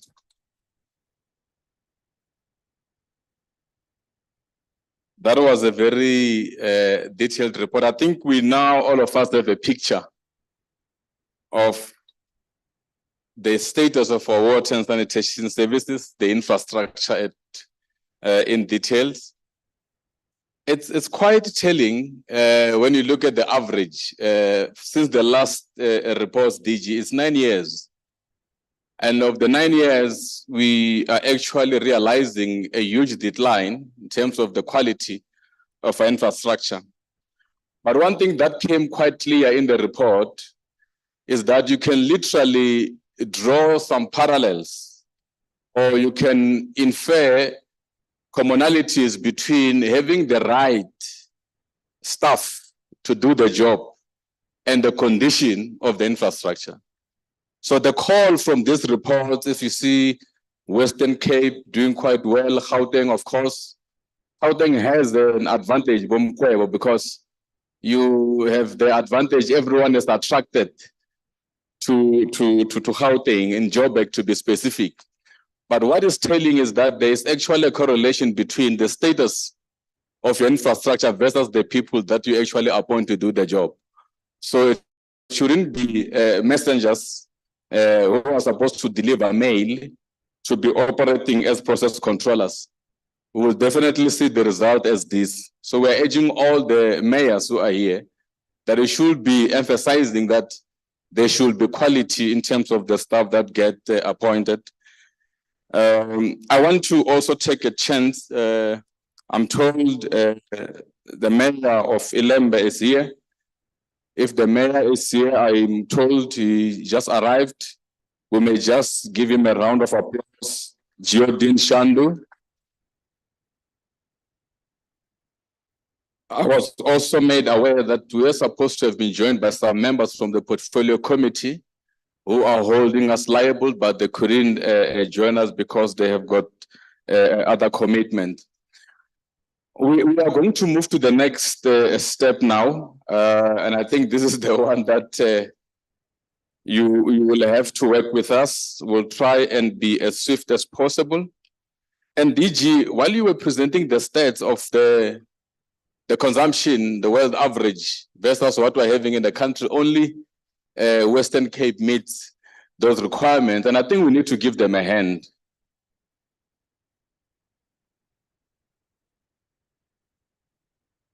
We need to appreciate the efforts happening there. We always said what is happening here in Gauteng, that we are now having a water challenge. We don't call it a crisis in the department.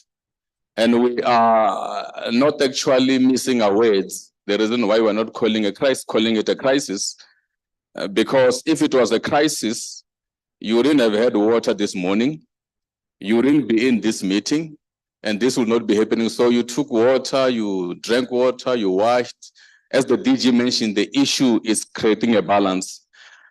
The World Health Organization, DG, they're actually pushing the bar even further.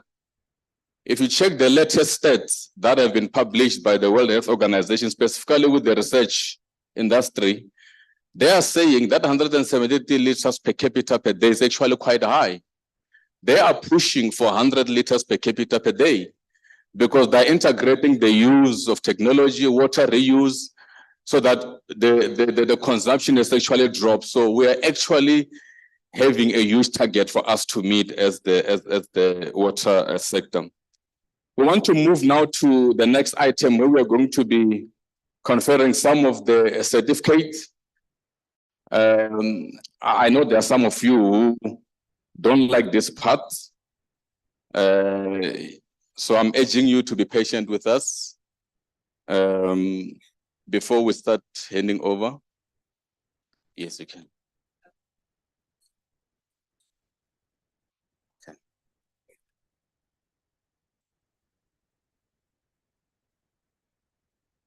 So we'll try and move the podium so that we can get a clear view. There are over 200 people, Honorable Minister, online that are joining for this report. So we have got a huge attendance online. We've got over 200 people who have joined online. Let's give them a hand.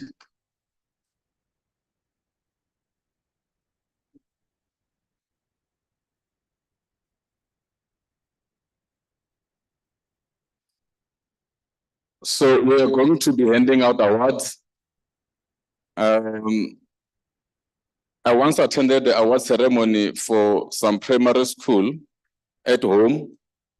I come from the north in Limpopo, Malamlele, somewhere close to Venda there. And the minister couldn't lose his words this morning and say, hey, Resumati, you see, the municipalities in your province are dropping the ball. So I realized that none of those will be getting any certificate here. So it's scientifically proven. But I once attended a seminar where they were giving us awards, and there was this young kid who was collecting all the awards. And then as they were reading out the names, this young girl was collecting all the awards, until somebody said, no, you don't even have to continue calling out the name of that kid, because we know that kid is going to collect everything. So they decided to call the young girl to collect everything, but we won't do it like that here. We will still call out the names so that those who will be frequenting this stage, is your moment of glory. It just shows that if you work hard, you will be rewarded. And I know some of you might be saying, hey man, is this thing coming with money? Because hey, when it comes to money, people are so vigilant. The money you have, we are saying to you, appoint the right people and let it go for the good use, so that next time we have this drop report, you're able to get the certificate. I'm going to humbly request the Honorable Minister, as well as the Deputy Minister and the DG, to join me on stage so that they are involved in the shaking of hands and also handing out the certificate. We're going to try and run very fast. There are those who are not represented here. So if they're not here, we will be calling upon the provincial reps to come and collect the certificate on their behalf. I'm going to be reading a lot of names here. And I must put a disclaimer, DM Shabalala, because you see, Tina, we are used to speaking Venda and Tsonga. There are some names that come from the Western Cape. A name of a municipality is not just a name, it's a name and a surname. If it was a married person, who says a double barrel surname. So I will try and find my way around those names in trying to read them out. As the team prepares themselves, we're going to start with the Blue Drop technical assessment, site assessment. We're looking at the physical assessment that is done in the system. So we have a total score that the team has worked on.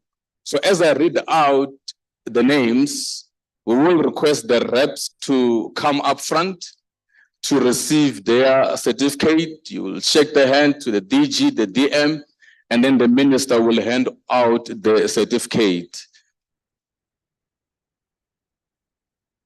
Okay, we're gonna start with the blue drop technical site assessment. We're going to call out the third place in this case. The third place, it's under Drakenstein local municipality, which is the Velfan water treatment works.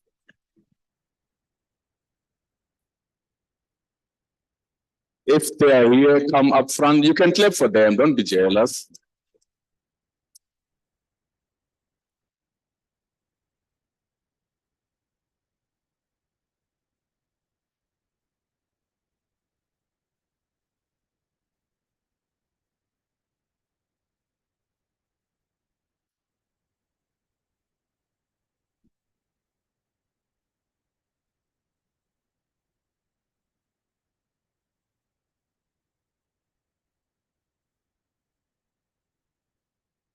Thank you, sir. Let's appreciate him.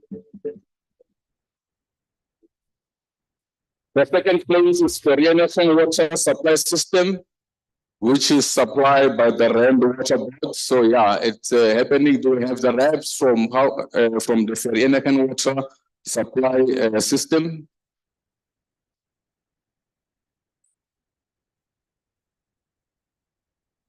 Rand Water can receive this one on their behalf.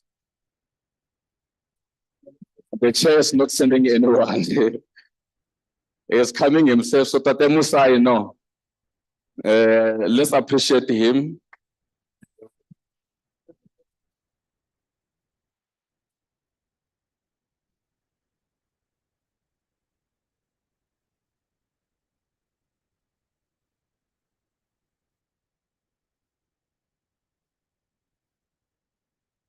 Now, the water treatment works with the best technical site assessment score as for water treatment works from City of Cape Town Metropolitan.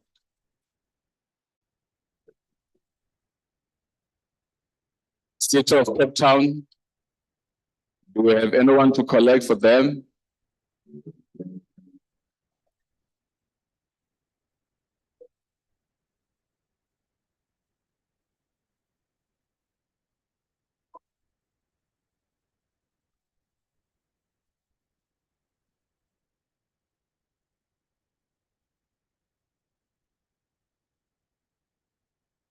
Welcome, welcome.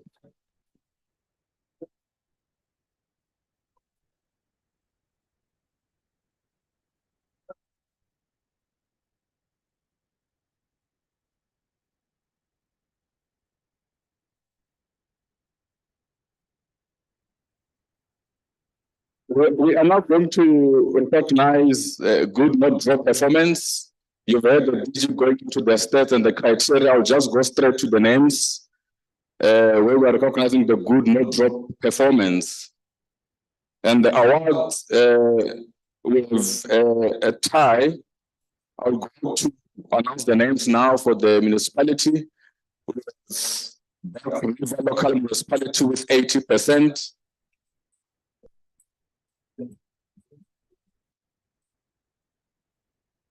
Looks like you might need to come back and select this one.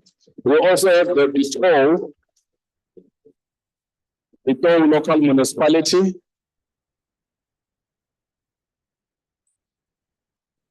We are going to be famous today. All these awards must reach their destination, please.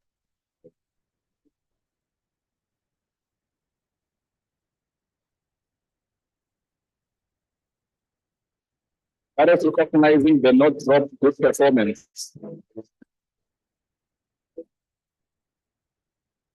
We also have City of Eguruleni at 80%. So Mayor Ngodwana, at least not only did you welcome us, there's also an award to receive for City of Eguruleni. Let's appreciate them.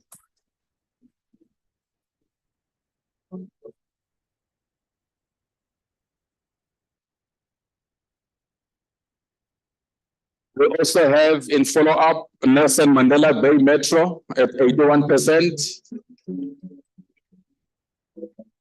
We have reps from Nelson Mandela Bay to collect. Otherwise, the province should come and receive the award. Oh, there we go.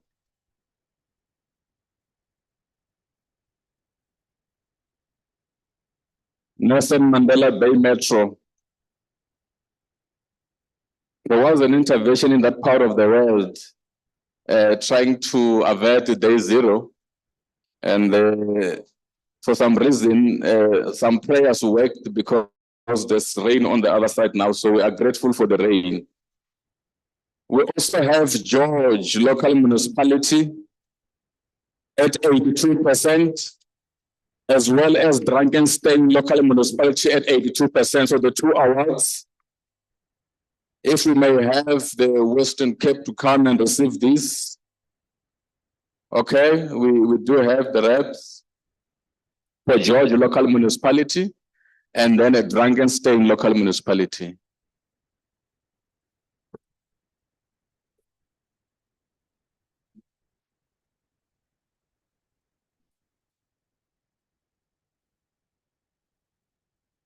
It's just,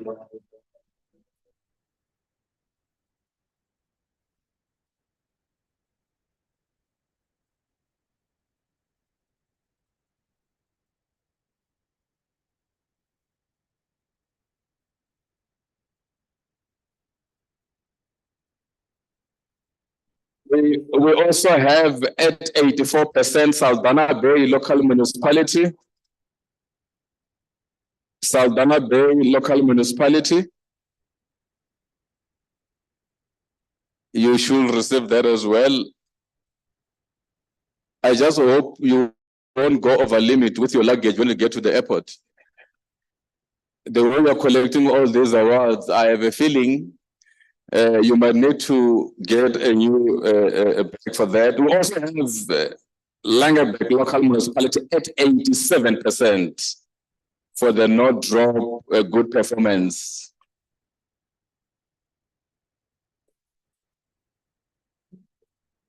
There is Langeberg. We have someone to receive the award.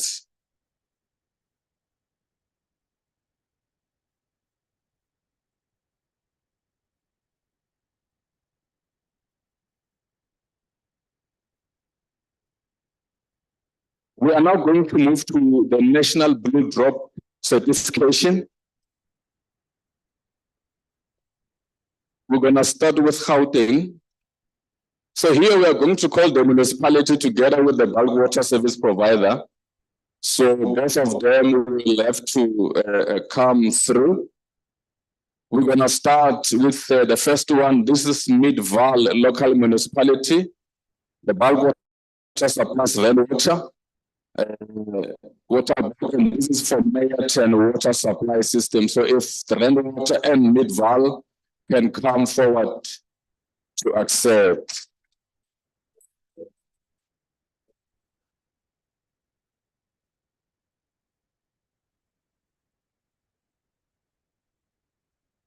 You know, some of us are not used to receiving awards, so I understand when people are not clapping, you know, so.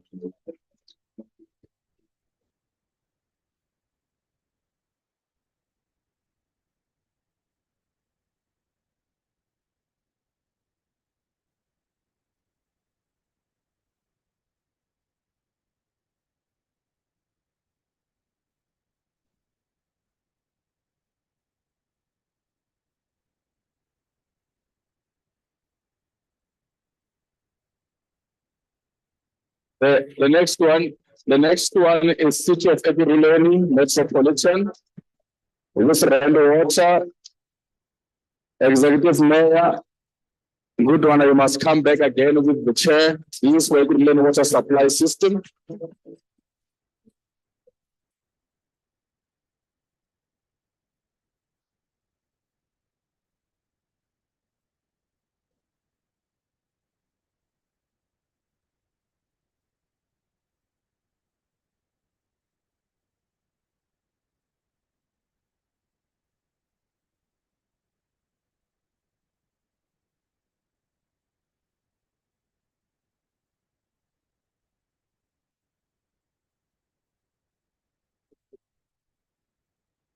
We are going to the next one now.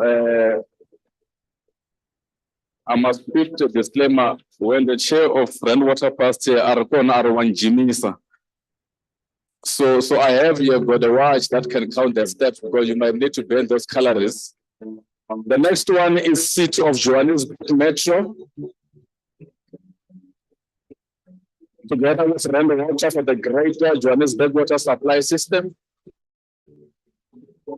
The MD of Johannesburg Water, Mr. Chavini Mugwego. By the way, this is my former boss, eh? This is my former boss, so I must be careful what I say. I might never get a good reference in future. This is for Greater Johannesburg Water Supply System.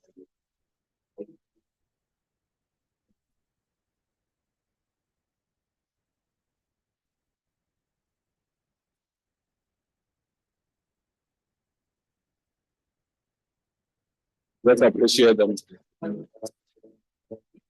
We are moving to KwaZulu-Natal. This is the province where our minister comes from. So, DG, you can be rest assured that you are going to get that performance bonus. Because the province where the minister comes from is going to be getting something, unlike us who come from the other side of the world. But be with Melanie, be a good boy and read out the names. The first one is from the middle of a district municipality, together with the water bulk supply as a service provider. So the middle of water supply,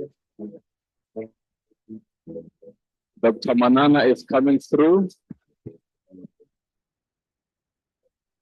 Shortcut. I will be surprised with my good end. Fair share, fair share.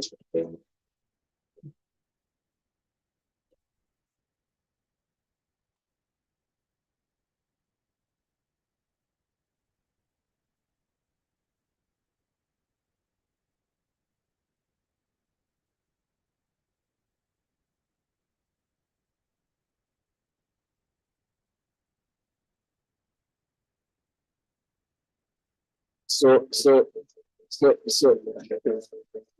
as you put those ones down, you are going to walk back using the steps the right way. No shortcut. I know you are trying to show off where you are fit. The next one is from Mshinduzi local municipality with Mshinduzi rather, local municipality from Mshinduzi water supply system. The mayor of Mshinduzi is going to receive together with the CE.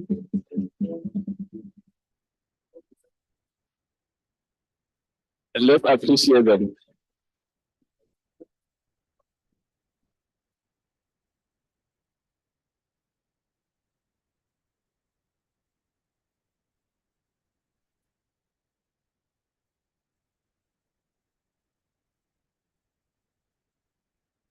The mayor and the MM and the CE are here.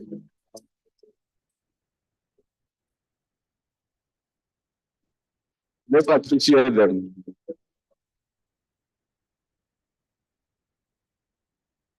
It's important. Let's appreciate Dr. Manana for using the right step when he came back. I don't think you need to sit down. You might need to come back again. So inland the district municipality, which will get water supply as a water supply services. For the Dolphin Coast Balita water supply system.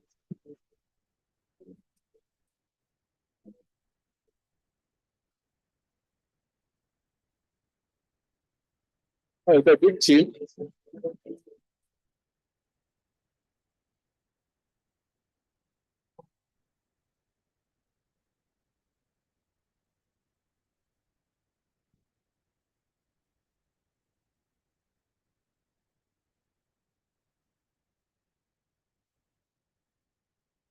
We can give them another round of applause.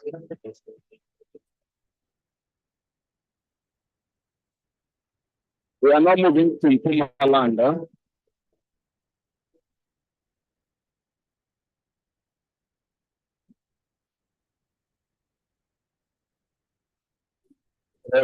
Four the water supply system that deserve the blue drop certification. It's under Mbobela local municipality.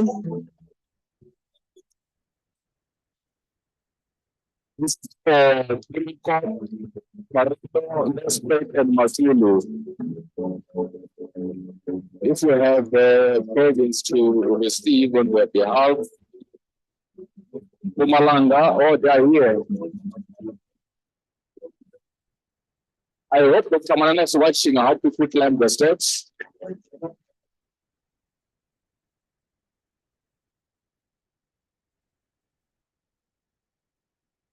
It's for the 4 water supply systems for Pumalanga.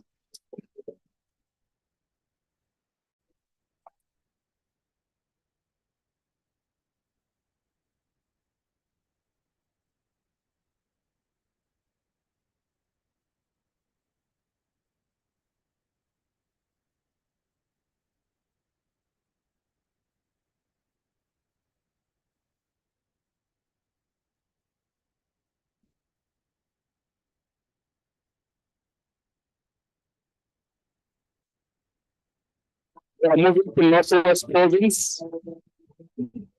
In the Northwest, the Minister of Recent has just launched what we call Operation Bulela Meti to ensure that the sustainable water provision, unlocking some of those old and stagnant projects in the province.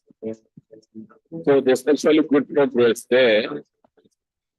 The first municipality that deserves the blue drop certification is JB Max Local Municipality.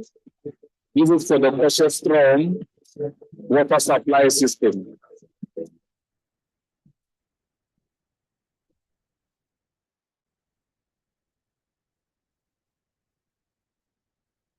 Now you can clap for them. We're gonna go for lunch not so long, so don't mind clapping.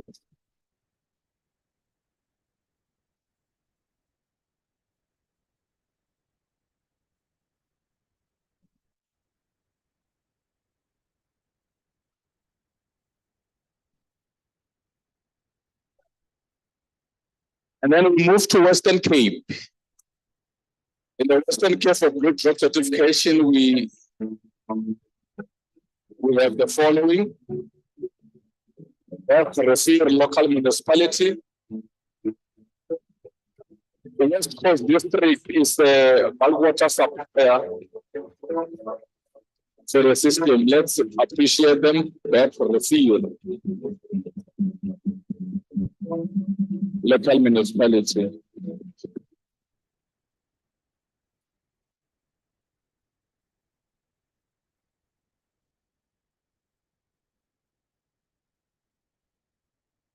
Let's appreciate them once again. We have George, local municipality for the George water supply system.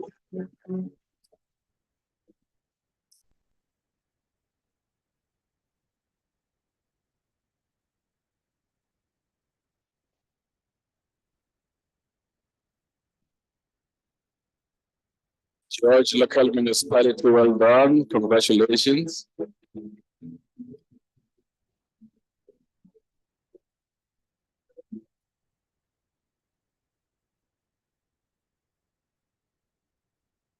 We then have Drakenstein, local municipality west of Cape Town. Metro is the bulk water supplier. Drakenstein, local municipality.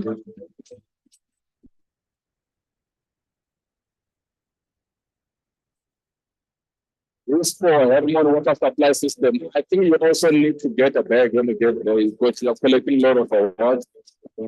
You might go over that 20 kg limit on that luggage in the airport.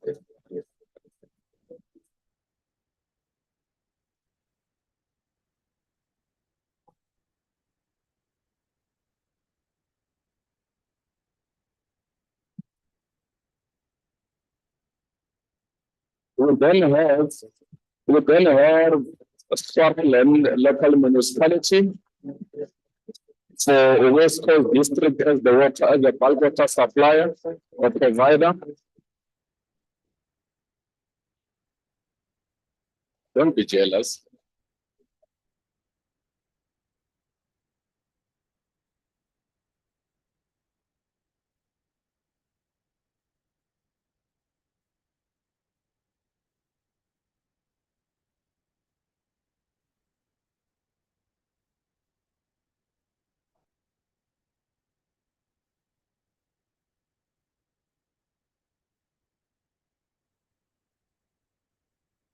And in that order, we have the TF local municipality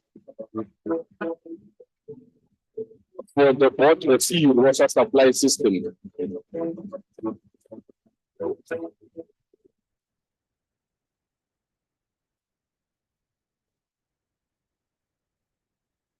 Let's appreciate them. Congratulations, congratulations.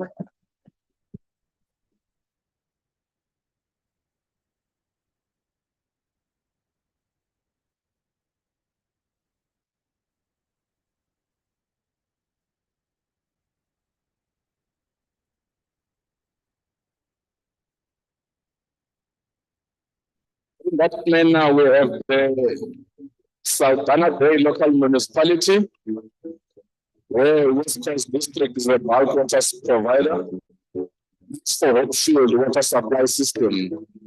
Saldanha Bay local municipality, you might need someone to collect on the behalf of them here, okay?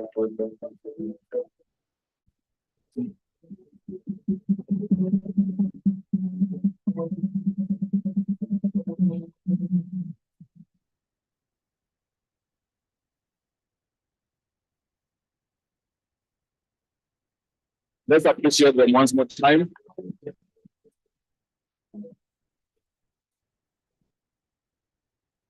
The next one is City of Cape Town Metro for the Cape Town water supply system. City of Cape Town with an average consumption of about 164 liters per capita per day. They are actually doing quite well.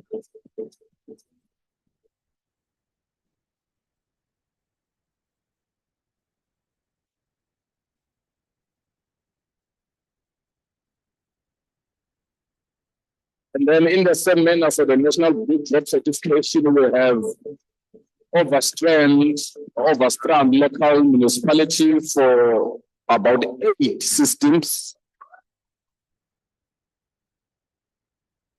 Australia Bay water supply system. I was going to be worried if you came alone because there's going to be a lot of trading here. There's about 8 water supply systems.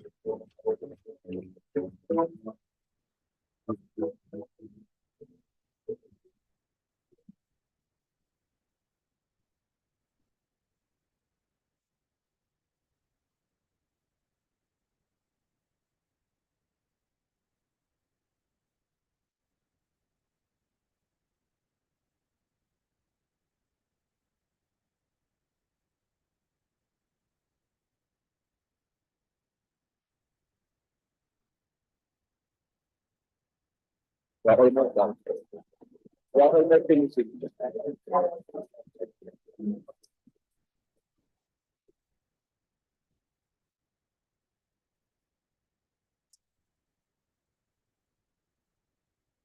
Let's appreciate them. Let's give them another hand.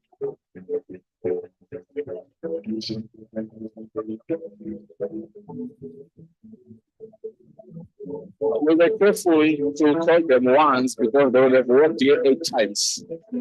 And you are going to feel more jealous, but at least they collected their package. Those are the top students who always collect awards every year. But some of us are comfortable clapping hands, we are given in clapping hands. We are now moving to the national Dept certification. The DG has already alluded to the criteria that was basically followed in the average in terms of the scores. We are looking at the 4 water service authorities that will be receiving the Dept certification.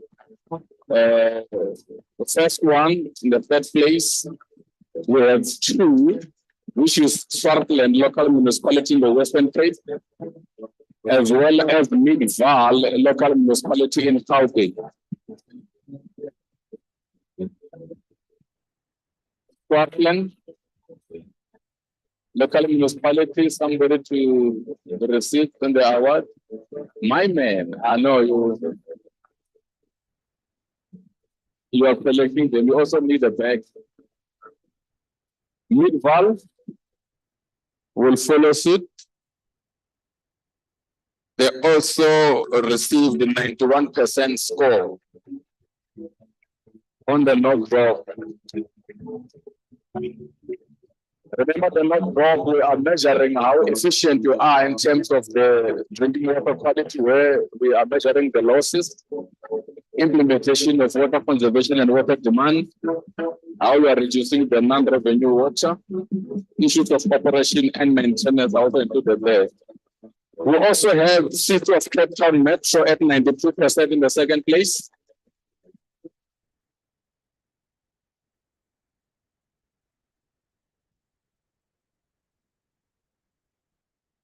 City of Cape Town. She says she wants to try to clap hands for her. You had to demand it, don't worry, you have worked too much on stage, so.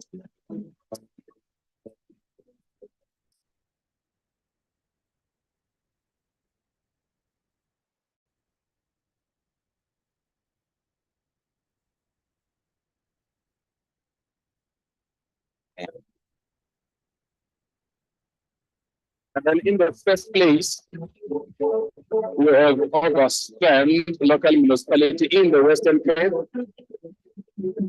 that received 101%. They even got a bonus. 101.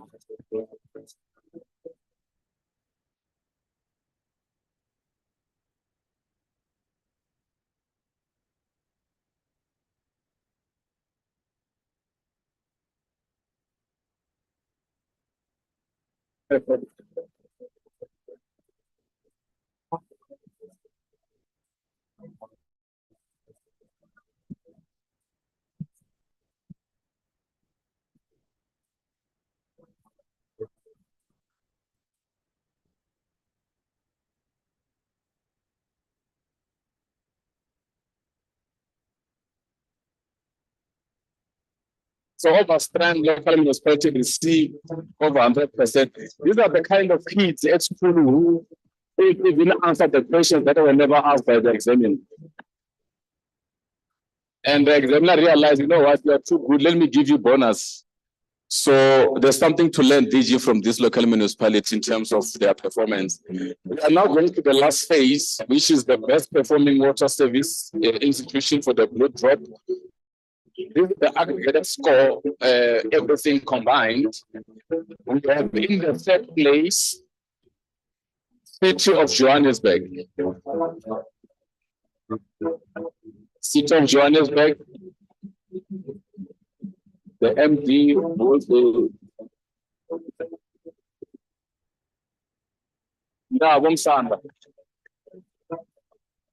the third place is the City of Johannesburg.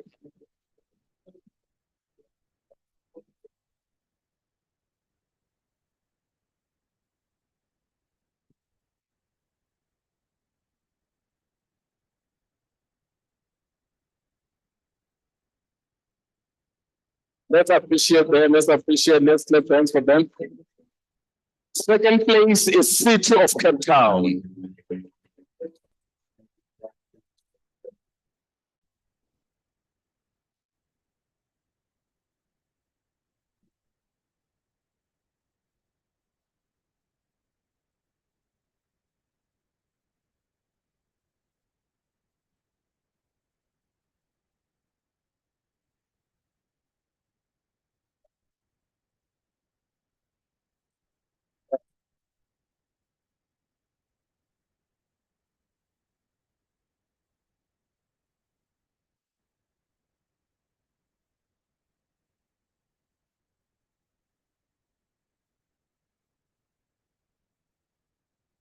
And then, if you have been following the trend, I'm saying if you are quick or fast learner, you will know who I'm going to call next. Who am I going to call? Obvious, overspread, local municipality. Wait a minute. This came from Uber Eats. Shouldn't we call them?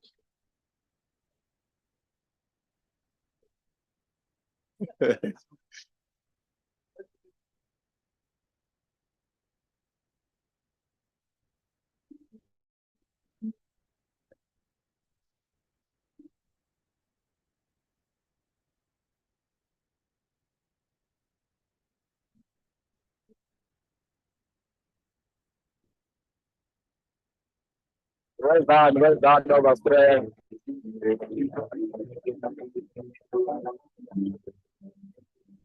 If we're serious too, when we're in high school, you know, there used to be those kids, who had the glasses, you know, and you could assume, this one is a top notch. And I see my good set there, you put on this glasses, so I see what's happening on the other side. We are now moving to the last one, which is the best performing water supply system for the blue drop. This is an aggregated score for overall. In the third place, we have Ilembe district municipality together with together water supply. So Ilembe will come through as well as Wingeni.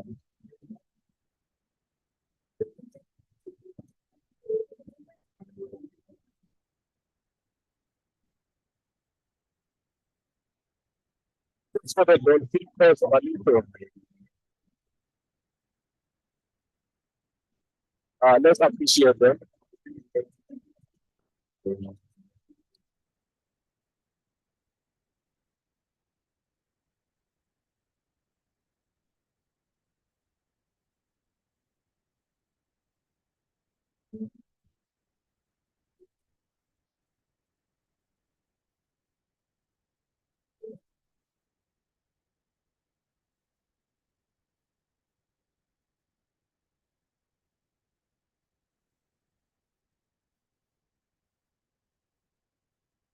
The second place of a strand local municipality.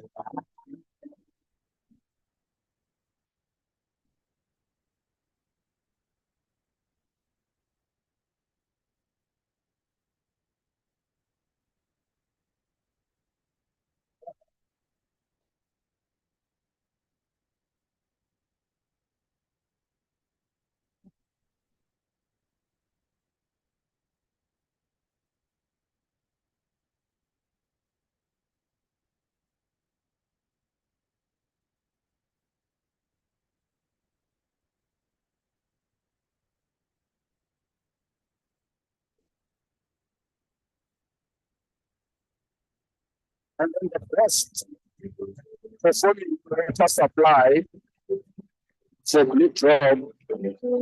I mean, if you are following the trend, if you are really following the trend, you will know exactly what I'm going to call. This is for 6 water supply system. Once again, ladies and gentlemen, of a strand local municipality. I think DM Shabalala was right to give them a high five.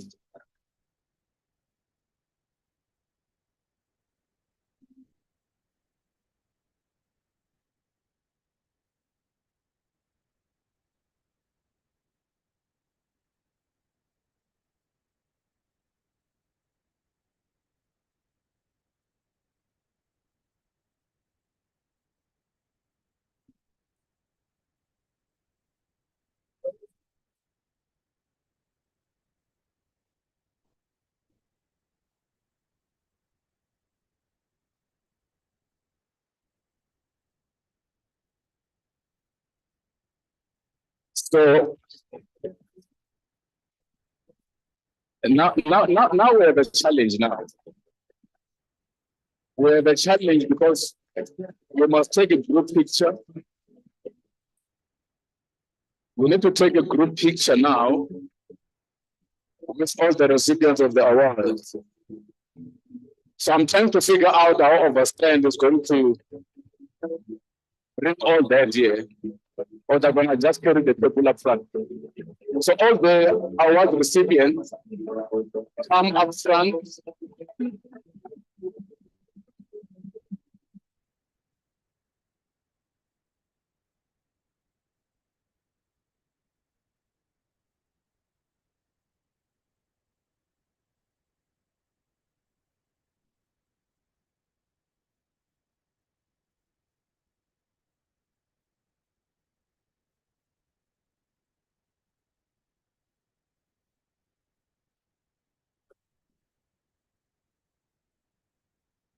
Yes,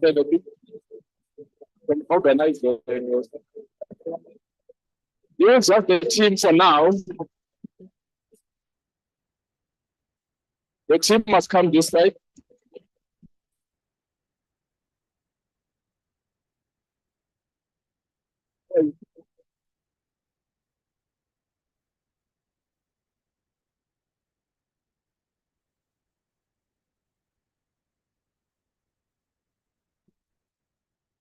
Come and just sit here up front.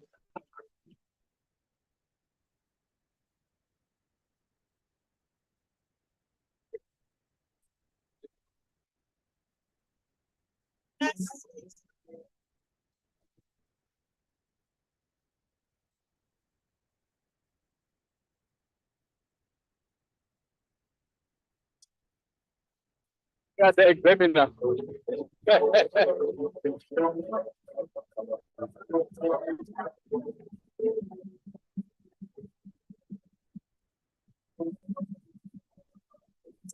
Just look out on the camera. All of them.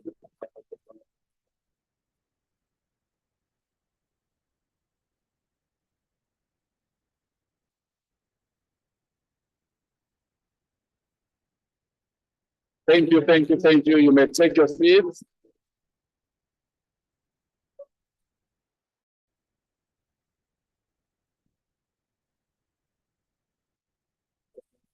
Okay.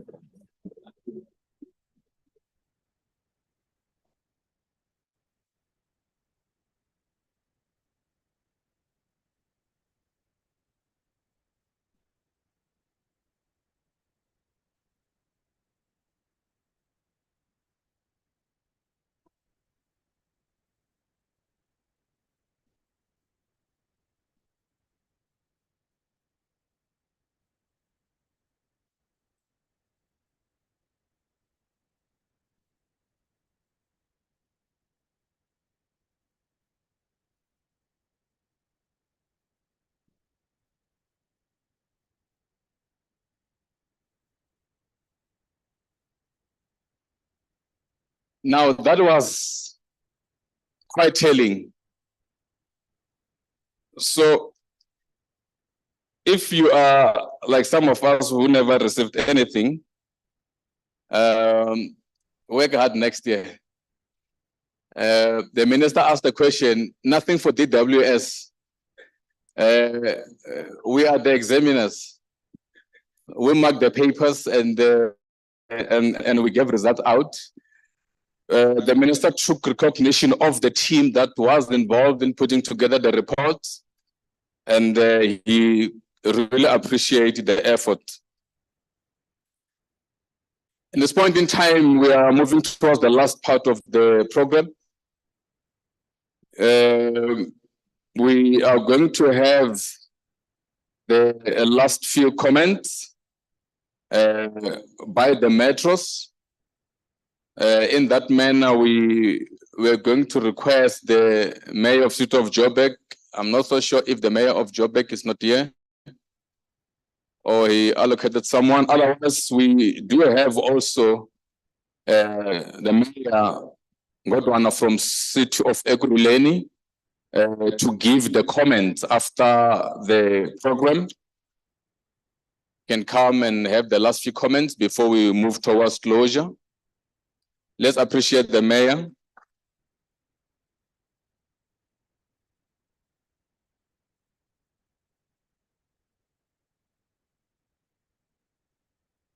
Thank you very much, Program Director, once again. Let me just say all protocol. Let me start by welcoming the report. Indeed, they speak to us as municipalities on the work that we are doing. Minister, if you remember, in few months we did experience water supply here in Gauteng, more especially here in Ekurhuleni, some parts of Tsakane, Kwatema. And I would like to thank you for your intervention to come and work with us at the municipalities. We really appreciate your intervention. At least I can say that we are seeing the result.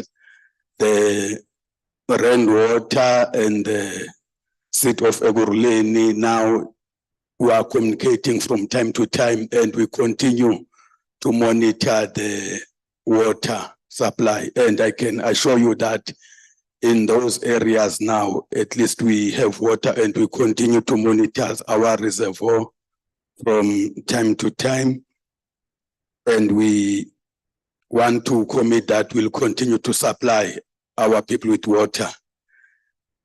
Thank you very much for that. And also to congratulate all the award winners for their work that they've done. I know it's a good thing, it's a hard work, but even to those that they didn't win anything, it says something to us to say, let us go back to our various municipalities to work hard so that we can make sure that we do deliver those services to our people, and to make sure that we provide our people with water. So next time, I'm sure Minister will come back and get those awards.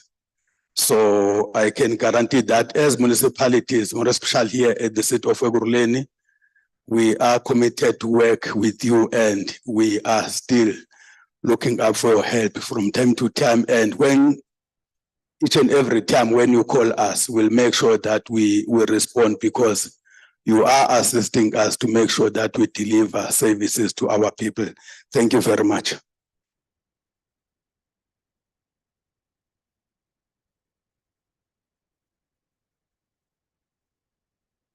Thank you, Executive Mayor. Let's give the Mayor another round of applause.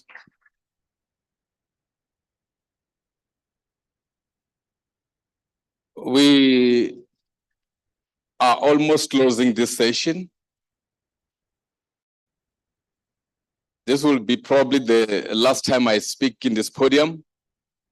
Safe to say that we have all recognized that it's at least quite important that we look after our water and sanitation infrastructure. To all the top achievers, we congratulate you. Even for some of us who received nothing, we congratulate ourselves that we are inspired to do better next time.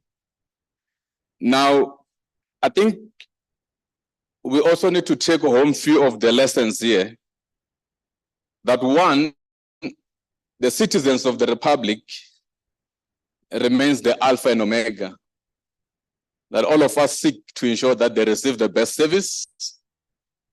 And over and above that, we have already picked up that our water and sanitation infrastructure have a direct benefit on how we make decisions in our institutions. Proper budgeting, having proper plans, appointing the right people. And over and above that, you have heard us mentioning here through the DG that there is a water services amendment bill, which is meant to professionalize how we do business. We are urging all the municipalities to take note of that bill and that change, so that collectively we can be able to provide the best service. The inclusion of the private sector, you have heard it quite often being emphasized, that we need to develop a system so that at least there's attraction for the private sector to partner with government. Not that you are going to relinquish your power and functions for proper water, but you should be able to get proper assistance to ensure that the alpha and omega of this country receive what is actually due to them. As you have heard, the reports are out online. You should be able to go and download and go through it, pick up lessons, go to some of those that are top achievers, you make networks, pick up what is it that are doing better than what you are doing, so that we can be able to have a better system. The DG emphasized and the minister emphasized that there's been a decline in our water and sanitation services throughout the 9 years since the last few reports were basically published. And I think we are the right people to ensure that with this new relaunch, this new flagship focus on our drop report is aimed at ensuring that we bring the best service to our people. With those words said, ladies and gentlemen, I think I've done my best for assuming other roles than being an engineer and trying to be the program director. So DG, if you do your anniversary, I'm available. Leo, I know you're gonna do one soon. I'm available. We'll discuss the charges afterwards. But my service is now available. Ladies and gentlemen, allow me to call Mukororo, the Deputy Minister of Water and Sanitation, Ms. Judith Chabalala. She will come and give the vote of thanks, and thereafter Annette will come and give the announcements. Let's appreciate her as she come on stage.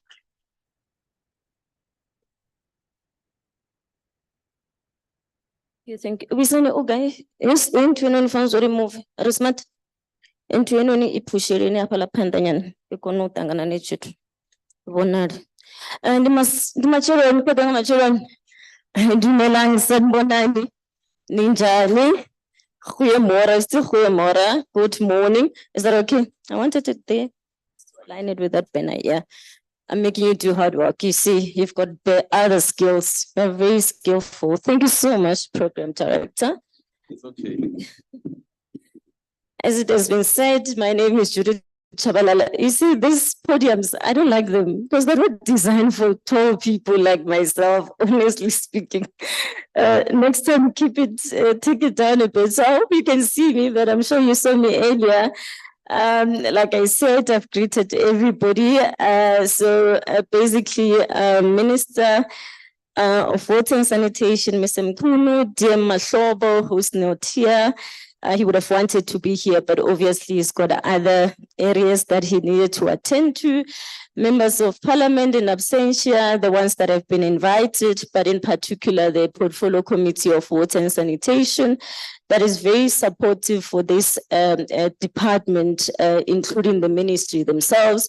So we really appreciate them because we know that they keep the department up on their toes. The executive mayor of Ekurhuleni, we had our first stint. I was on the ground and I called you and you came and we were resolving some of the matters. There was no water at some point at some school and you were there. And for me, it shows that you are always available for the people and you are on the ground. I truly appreciate you.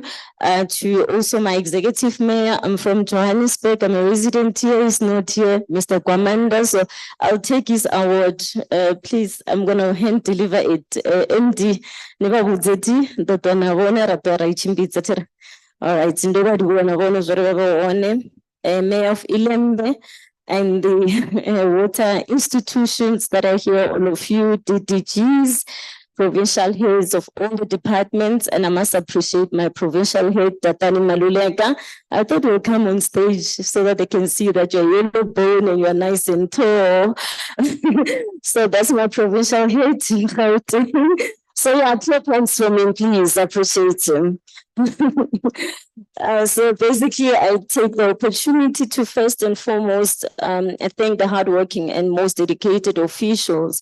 And my job is quite simple, really, is to do vote of thanks. When DDG Zwane was speaking, and for me, he was doing vote of thanks. So what DDG Zwane did, he was acknowledging everybody. So please, can we clap hands for it? It means I've thanked everybody, please. Thank you so much.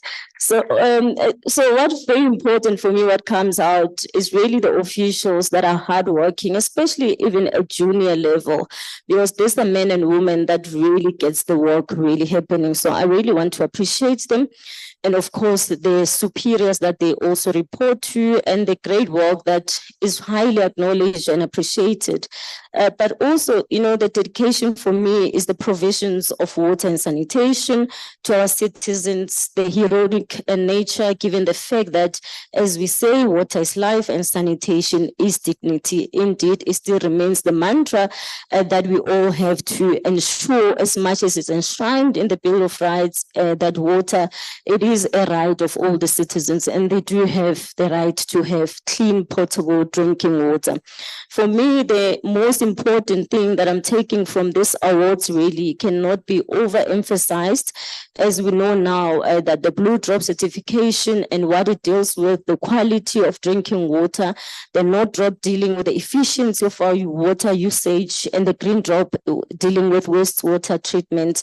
And you would also appreciate that the United Nations provides citizens of the globe with the safe drinking water in this term. And of course, what I termed in our constitution and what has been enshrined in the, for me, what is very, very important is the issue of access water, but not only water, it should equally say so, or rather be proven that it's safe drinking water. So we were told, Mayor of Ekurhuleni, that your water is number one. So we were saying cheers. So well done on that one. The Blue Drop certification, you would also appreciate it. That is extremely important. So I'm saying this to all the awards recipients insofar as classifications are concerned, that must also ensure the access against citizens to the safe drinking water. And this will mean that all our water services authorities must keep in mind it is not only the provision of water that is essential, but the quality of water that is provided. So for me, I think that I would acknowledge all those No Drop certification and on Green Drop certification, and you will know what it's about. Perhaps in my conclusion, just to say our economic recovery plan also employs us that it puts infrastructure-led development as one of the driving mechanisms really to help grow our economy and to create much needed job opportunities, because reality is that unemployment rate in South Africa has gone high. So this industry should ensure that it does to contribute to the issue of eradicating unemployment, specifically in terms of young people of this country. And you would have the NDP that highlights a need to comprehensive management strategy, including the drinking investment program for water resource development, the bulk water supply, wastewater management for major centers, with reviews of every 5 years. And hence we are here now, and the reports that are being released this morning is an indicative of the fact that department is in line with our MDP, the Vision 2030. Let's clap hands for the department. Well done, water and sanitation. And I think that in this report, it was very evident that there's a need to improve education, the issue of skills development in this country, the importance of education and skills development and training cannot be overstated. This is the essence. We require our local municipalities to really work closely with our universities, the TVET colleges, and create much needed and sought after skills within the water sector. And as the biggest recipient, we can see a table is nice, it's got flowers, it's got lots of money there. I'm told there's money there. Don't believe what Resmati was saying. You know, he was saying there's no money, lots of money. So my friends, when you go out, I must take you to your cars. But on a lighter note, I want to say what's important is for you to be able to emulate it somewhere else and teach others. Allow a program where all these provinces, all these municipalities, that we have an open door policy such that you can also learn from best practices, because you don't want to have best practices outside the country while we have a resource. If Western Cape is doing well, it is doing well, and that is a fact. And for that, I want to say we applaud you. Please do that to other people as well. Let's clap hands for them, ladies and gentlemen. So I want to say that I would like to really thank all the awards recipients, all of you, and we urge you to really continue the good work that you are doing and encourage others to really learn from them. It is important for me that we need to know that the democratic government has done exceptionally well in terms of ensuring that the water is distributed to every citizens in this country without race, class, gender, creed, color, whatsoever. And this department is striving to ensure that it does that excellently. So I thank the City of Cape Town, the Overstrand Municipality, the Saldanha Municipality, the Joburg Metro, Ekurhuleni Metro in no order of priority where I am. I want to acknowledge, as I said, all the 4 mayors of JB Max, Msunduzi, Ilembe, Ekurhuleni, and all the chairpersons of the rainwater, Val Central, Lepelle Water. I saw that the estate Mpepu there is very light in complexion, so I'm from Limpopo, so I can see my people very well. In case you didn't notice, he's sitting there. You can clap hands for the Dr. Mpepu there, please. So don't think I didn't see you. See also rainwater, Umgeni Utugela, Val Central. Yes, Minister, the department needs to do better in terms of Umgeni. Nibhale kahle. Yekani kuyenza lento niyenza DDGs one. Want to thank you so much with your unit. Keep up the good work, Menir, and where you soldier on, we'll see you again next year with your blue drop. Thank you so much. We can clap hands for me now. Announcement.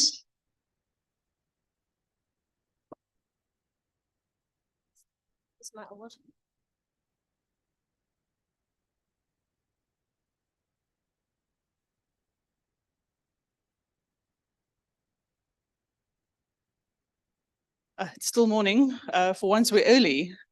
Colleagues, there is lunch being served to the door. If you go out the doors to the left, for our honored guests, our executive mayors, our chief executives, our chairpersons, the lunch will be served at Marsha 1. There is ushers available to show you and take you where the lunch will be served. Some of us still has to earn our lunch. We have a media engagement. And then colleagues, you saw us carrying those beautiful, they look much better when they bound, a little less weighty. There is hard copies, gold, green drop, blue drop reports available at the door, 1 per institution, please. They are available on our Integrated Regulatory Information System website, as well as the provincial chapters. Municipalities, please go and read your provincial chapters. Your scorecards are available there for download that shows you where you've exceeded and where you still need to do some more work. Thank you very much.